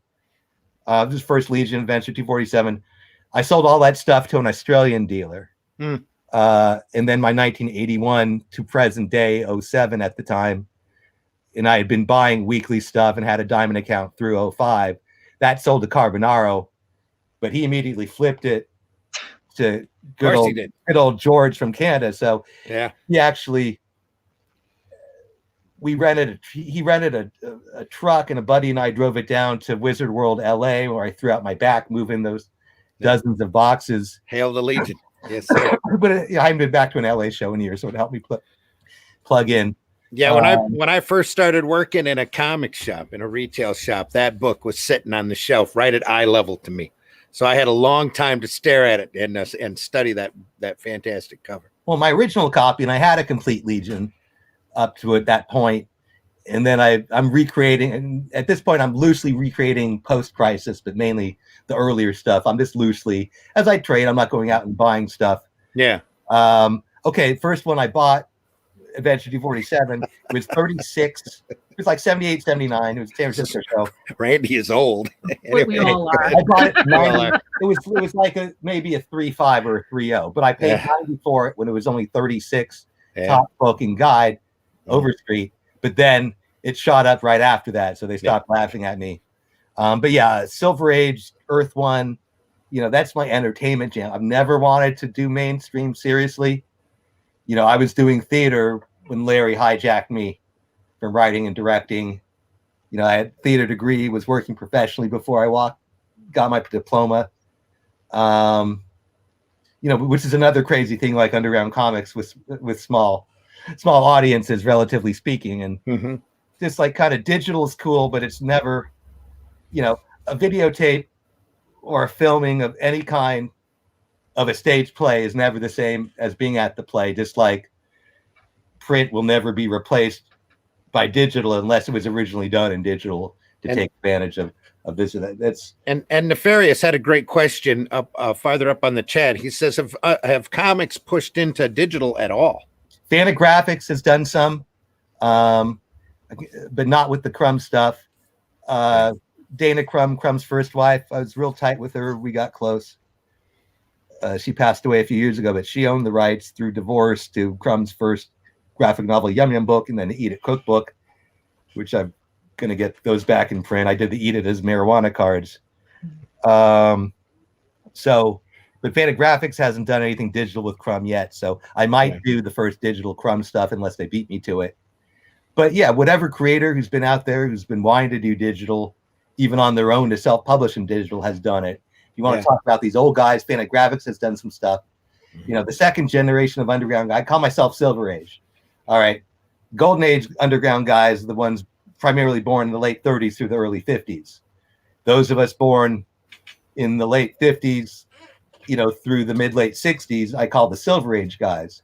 Gary Groth, the Hernandez brothers, Close, Bag, Mark Bodie, all those guys who are in mid-50s, early 60s now. So I call that the Silver Age. And I stopped calling it, I haven't worried about bronze or whatever, because the digital age, this or that. But obviously there's bootleg pirated stuff out there, whatever. That's always there. New comics of any kind, as soon as they're out there, are pirated immediately. But there'll always be people, there'll always have to be at least a few hundred to a couple thousand people who will want to buy the hard copy or read it that way or experience it that way or be a collector that way. But so no one's really done major digital inroads that I know of. Though I know Fantagraphics has been doing it a while, as far as, and Fantagraphics is really the only major publisher. Well, they're the only one standing of at least of the second wave of people who are really doing it. Drawn and Quarterly, Ad Canada, they're still doing stuff, obviously. But Last Gap still publishes one new traditional Underground every year, a bunch of other stuff. They've got the new Slow Death coming out, number 12, I think, any minute now, if not already. Cool. When it comes to digital, we have a great quote that we run of Stan Lee's every once in a while, where they ask him about digital comics. He says, "I can see boobs online all I want, but it doesn't replace holding one in your hand." He says, I'd much rather hold one in my hand. Yeah, and being old enough to have met Stan over the years and the Kirbys over the years, and a lot of these old school people, starting with people who are doing comics in the 30s, that's been a blessing of having lived to middle age and having done conventions, And again, with a lot of the crossover stuff, like I said, we were the dirty little pornos until the business grew up around the turn of the century. Sure. Which all of a sudden, the same people would be at the same smaller parties, or I'd have mainstream people doing cherries, like Neil Gaiman or Marv Wolfman. Marv Wolfman, the great DC Comics writer, Marvel Comics writer, editor, creator of the New Teen Titans. He was actually writing Mickey Mouse comics when Disney was self-publishing. Yeah, Disney self-published after Dell, after Gladstone, but before Gemstone. So when Disney was actually publishing in-house, that was technically self-publishing, I guess. Yeah. But not creator-owned. Well, except Disney. But however we're going to do it. But again, overseas. We're gonna have to have you back on just to talk about your mainstream experiences. Oh yeah. Back when you could smoke a cigar at a convention, and back when I could buy and sell Marvels and Supermans and Kirby covers without big zeros of the 90s coming in. Yeah. No, I could talk a whole 2 hours about mainstream. I could talk a whole 2 hours or more about just about any aspect of comics. Can't draw for crap. I got a little training, just enough to know I can't draw for crap, but that made me be a better editor. John J. Wozniak did a great Underground called, more of a ground level, called Ariba Koala out of San Francisco. He was my first, art teacher, and my dad would pay him with joints. And I met him through collect at the conventions. And then I took a master class with Bert Hogarth, Gil Kane, and Harvey Kurtzman. Mm-hmm. And that was at an LA creation in like 81. First out of town show I had ever done. I was still in high school. So I got basics enough to know, wow, I don't have the connect between my head, but theater and writing is connected through my head. So yeah, I can direct the F out of anything. And that's the flow and the storytelling and playing to the audience through the medium, just like kind of comics. I mean, it's easy for me to sit down and write something at this point, you know, as long as it's not for financial aid or anything like that, where you actually got to pay attention. And, you know, not that I need financial aid recently, but I'm just saying that's the kind of writing you do have to pay attention to. But writing does come easy to me. Been retired from theater for almost 30, as long as I've been a comics pro. But yeah, if I ever play the lottery and win the lottery, then yeah, I'll get back to live theater, whether or not I adapt Undergrounds or not. Nefarious says, ouch, didn't realize you split the porn in the divorce too. Oh, Wow. no, I didn't actually. Not at all. Not at all. Although, to be honest, I still have the DVDs that were signed to both my ex and myself in my DVD collection. Physical media, I'm moving away from that, except for books. You know, in terms of personal consumption, I'll still collect stuff because I love collecting discrete collectibles. A Star Trek VHS is cassette tape is a discrete Star Trek collectible in its own right. Sure. Whether or not it came with the trading card. You know, same thing with, you know, LPs. So, but if I need current media, you know, I do prefer hard copy media. Mm-hmm. But if I can't wait to get to a store or don't want Twitter to spoil it, I will buy something digital, and I will still buy. Or with DC screwing up the distribution last year, yeah, a lot of the DC non-diamond stuff is rare and collectible and shooting through the roof. So that stuff's going to be harder. Wow, already. Oh yeah, instantaneous. Wow. Yeah, right. But yeah, especially with the variant cover mess that they always do. Yeah, but maybe if I don't get a chance to go to a store for a month or whatever, and then they'll sell out of something, you know, then at least if I really are anal enough to need to read it right away, I can spend the extra few bucks on digital. But then I will buy the book later. It's next convention I get to. Couldn't tell you when. Yeah. Or spin the wheel. Or next time I travel and go to a store outside of the area. Now we're winding up this episode of Sunday Funnies. Dan, I can't tell you how much we appreciate you being here. Absolutely. I have one more question for you, for everyone out there who wants to read some awesome underground stuff, whether they order it, whether they hunt it down at a convention. What's the primer? What do you think folks should look for to really get that underground taste? That have never experienced an underground before. All right. Basically, and feel free to push your own stuff. Yeah, besides hippiecomics.com, where I've got the price guide. First of all, I'll spread the joy, but basically my price guide, it's not just about what things are worth. In the original guide, there's some awesome articles in there. It's the article. It's why things are cool. What put it into context. So it's not just the prices. It's got everything else. It's a primer. This is a primer. My earlier stuff's a primer, the UGG 3K. But if you really, if you want to pay the guys who pay the guys, buying stuff from me, my Crumb reprints, all the, Wilson, all that stuff, the royalties are paid through. So, Hippie Comics, HIPPYCOMIX.com, or hit me up on Facebook or Twitter or Tumblr through Hippie Comics or Instagram. But if you want to buy stuff that's still in print from the publisher who paid Crumb or Gilbert Shelton, then, you're in, in Europe, go to knockaboutcomics.com. I think that's the URL, but Knockabout's the #1 UK publisher, seller, packager. And that is an awesome set of publications too. Yeah, Last Gasp. I think it's lastgasp.com. They still have the stuff they published. Yeah. They don't wholesale anymore, but they have plenty of retail. So get the trade paperbacks that have been published in the last 20 years. My Snatch collection, the stuff Fantagraphics has done, the biographies. So yeah, fantagraphicsbooks.com, I think, And again, they have a few things digital, maybe some of their histories, but they have biographies as well as reprint collections. Ripoffpress.com. Again, What- go there if you want. What's the best way to get a hold of that? Go to hippiecomics.com, but really the best way is to message me on Twitter or Facebook, or go to the website, and you can either order through or just call me and use your credit card or debit card. Fogel's Underground Price Guide. And you're getting ready to kick out another version of that, right? Yeah, this is volume 2. It's not a whole new guide.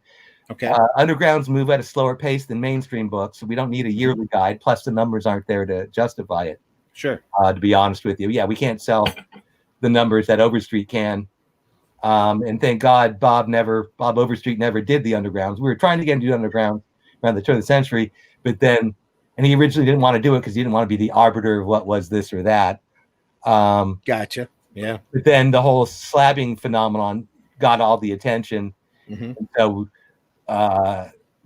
we stopped trying to push it on him, and I started doing my own guide in the Overstreet style. We still use Overstreet's grading standards, and when I grade and price the tens of thousands of books I buy every year, underground or mainstream, I'm always researching, and as I grade and price, I either have to find the price, determine the price of something that that's going to be in my guide so I can sell it, or help Overstreet refine it. So since volume 1 had almost 10,000 individual books and prices. Yeah. Volume 2, like my supplement, I'm only going to update about 500 prices and add another 500 from the stuff that was in the 10,000 that was there. I'm going to update the mini comics. I'm going to up the small press mini comics. I'm going to update the British and expand to Euro. I'm going to add the Tijuana Bibles. I'm going to add fanzines, not all fanzines. My buddy Robin Dale does a great Dale's fanzine price guide, and he's going to come up with me and help me do the ones that are more underground oriented or crossover. Going to have the tabloid newspapers, going to be adding those, maybe record covers, the 150 or so Gilbert Hernandez, Jaime Hernandez, Robert Crumb, Rick Griffin record covers that have been out there since the 60s. Sweet. Yeah. So we're officially breaking ground this month. Basically my partner Mark Fox, who runs the comicsjoint.com and has created that, which is the #1 underground reference site in the world. He's just moved west to Portland from the Memphis area. So now he's all set. I'm updating my operating system and creative suite and all that, so our books are congruent. And unfortunately, it's going to take, I've got millions of clicks. Every book I do, I have to wear another brace. So when I work now, wrist brace, elbow brace. I'm ergonomic, because it's going to be hundreds of thousands of clicks to finish my text in Excel, with year, title, cover price, blah blah blah blah blah, all the way through to the creators. So that'll be 8 to 10 solid months of just really focusing on that. So 2022 at the earliest, and then we will combine volume 1 and volume 2 in some giant digital print combination moving forward from that. Cool. Before we leave, and I've got some new Crumb reprints coming out. Old Crumb books coming out too. Pops wants to know who your favorite freak brother is. Undergrounds. Cool. Yeah, Tara Murphy's Seibel, who was Harvey Picar's last major collaborator here in Cleveland. So I've got a project going with her, and there are 1 or 2 other things that are going on besides the Crumb, besides the guide, just to get all the pizimping out. On the way out, Pops wants to know if you have a favorite freak brother. Well, I'm more like a Phineas, the crazy overthinker. But I see a lot of myself in Fat Freddy's slothfulness as well. I'm afraid I do too. But I'm not in you, but in myself. Yeah. Yeah. Plus, he's got the cat. Fat Freddy's got the cat, which is all very true. Story. Yep. One more time, Dan, let everybody know how they can get a hold of you. All right. www.hippycomix.com or through Hippie Comics, Daniel Howard Fogel on Facebook, at Hippie Comics, Twitter, at Hippie Comics, Instagram, at Hippie Comics, Tumblr. My phone number is up on all those pages and everything. So, you know, you can text me, message me, whatever. I do this every day. You know, I'm either researching or I'm grading and pricing, you know, bagging and boarding. That's my life. But thank you for having me. This has been awesome. No, Dude, it really, thank you so I'm much really, for really coming grateful. on. I've been wanting to have you on for months just to shoot the shit, you know, and talk about your experiences, because I know you know so much more about the underground era than I do. So appreciate you being on deeply. No problem, man. I have to relearn stuff I learned 30 years ago, though. So it's an ongoing, like, bumps out of my head when I put a new thought in. I hear you. Daphne, thanks for being here. Tell folks how they can get a hold of you. Oh, you can find me at egoworks.com, egoworks.com. That's my main portfolio site. There you'll find all my links to all my social media.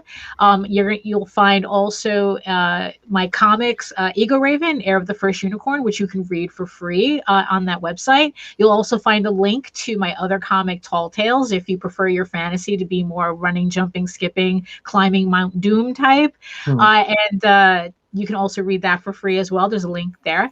And you can also find a direct link to my infamous House of Bob furry porn collection, because I have something for everybody. Awesome.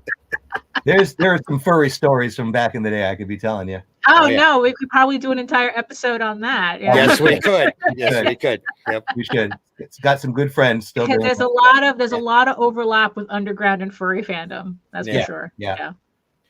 And folks, thanks so much for listening, especially on Indie Volt Radio. You've been listening to the Sunday Funnies here for the 7th of February, 2021.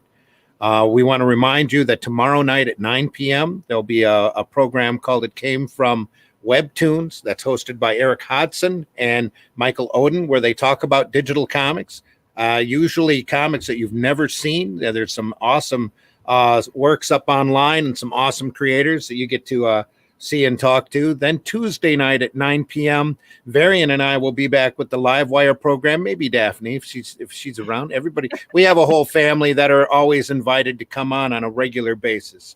That's the Live Wire program at 9 p.m. All of these times are Eastern Standard Time, so adjust your clock accordingly. Then again on Thursday morning, Varian and I and Daphne and the family are all on for the Breakfast Buzz, the ones that are able to get up early enough on Thursday morning. That's at 9 a.m. on Eastern Standard Time, Thursday mornings for the Breakfast Buzz. And then once again, we're going to be back here next Sunday morning with another episode of the Sunday Funnies, where we're going to talk about the more lighter, whimsical side of comics, the collector's side of comics. Hopefully we'll have Dan back on again real soon. Many times as you want. I can talk about. But don't open that door, buddy. Open that door. Just slam it right open. We deeply appreciate you being on. I love hearing all of those old experiences. A lot of stuff that nobody knows, few people have even seen, that needs to get out there and noted, especially when it comes to that era and that period of comics. Helps being born in San Francisco in the mid 60s. I bet it I does. was there. Yeah. All right, everybody. Thanks again for listening in the chat. Thanks again for listening on the radio. We deeply appreciate you all. We're going to see you again soon. Don't forget to stop back in at Indie Volt Radio, and please feel free to send us your comments and suggestions for future broadcasts. I'm your host, Randy Zimmerman. You can get a hold of me at Facebook under Randy Zimmerman. You can find me on Twitter under Randy Zim.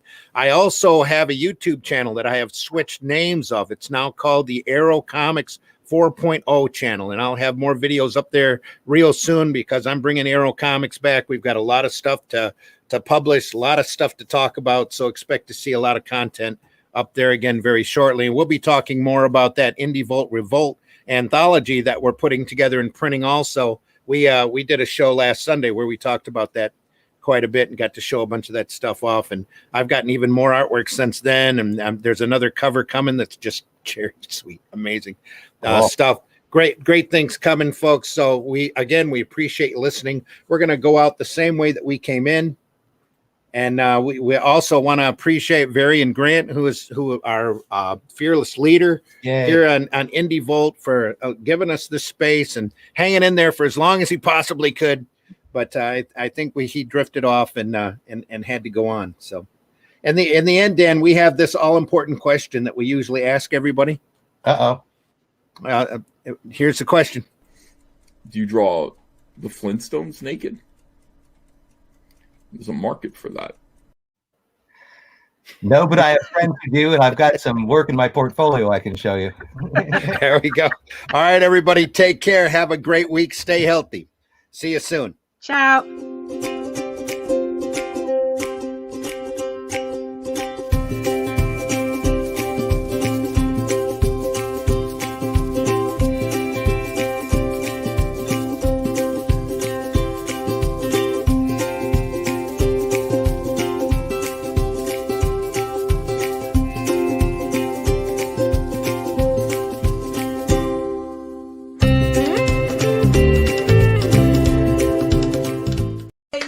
Yay! Think about what you've accomplished. Don't mess with the bull,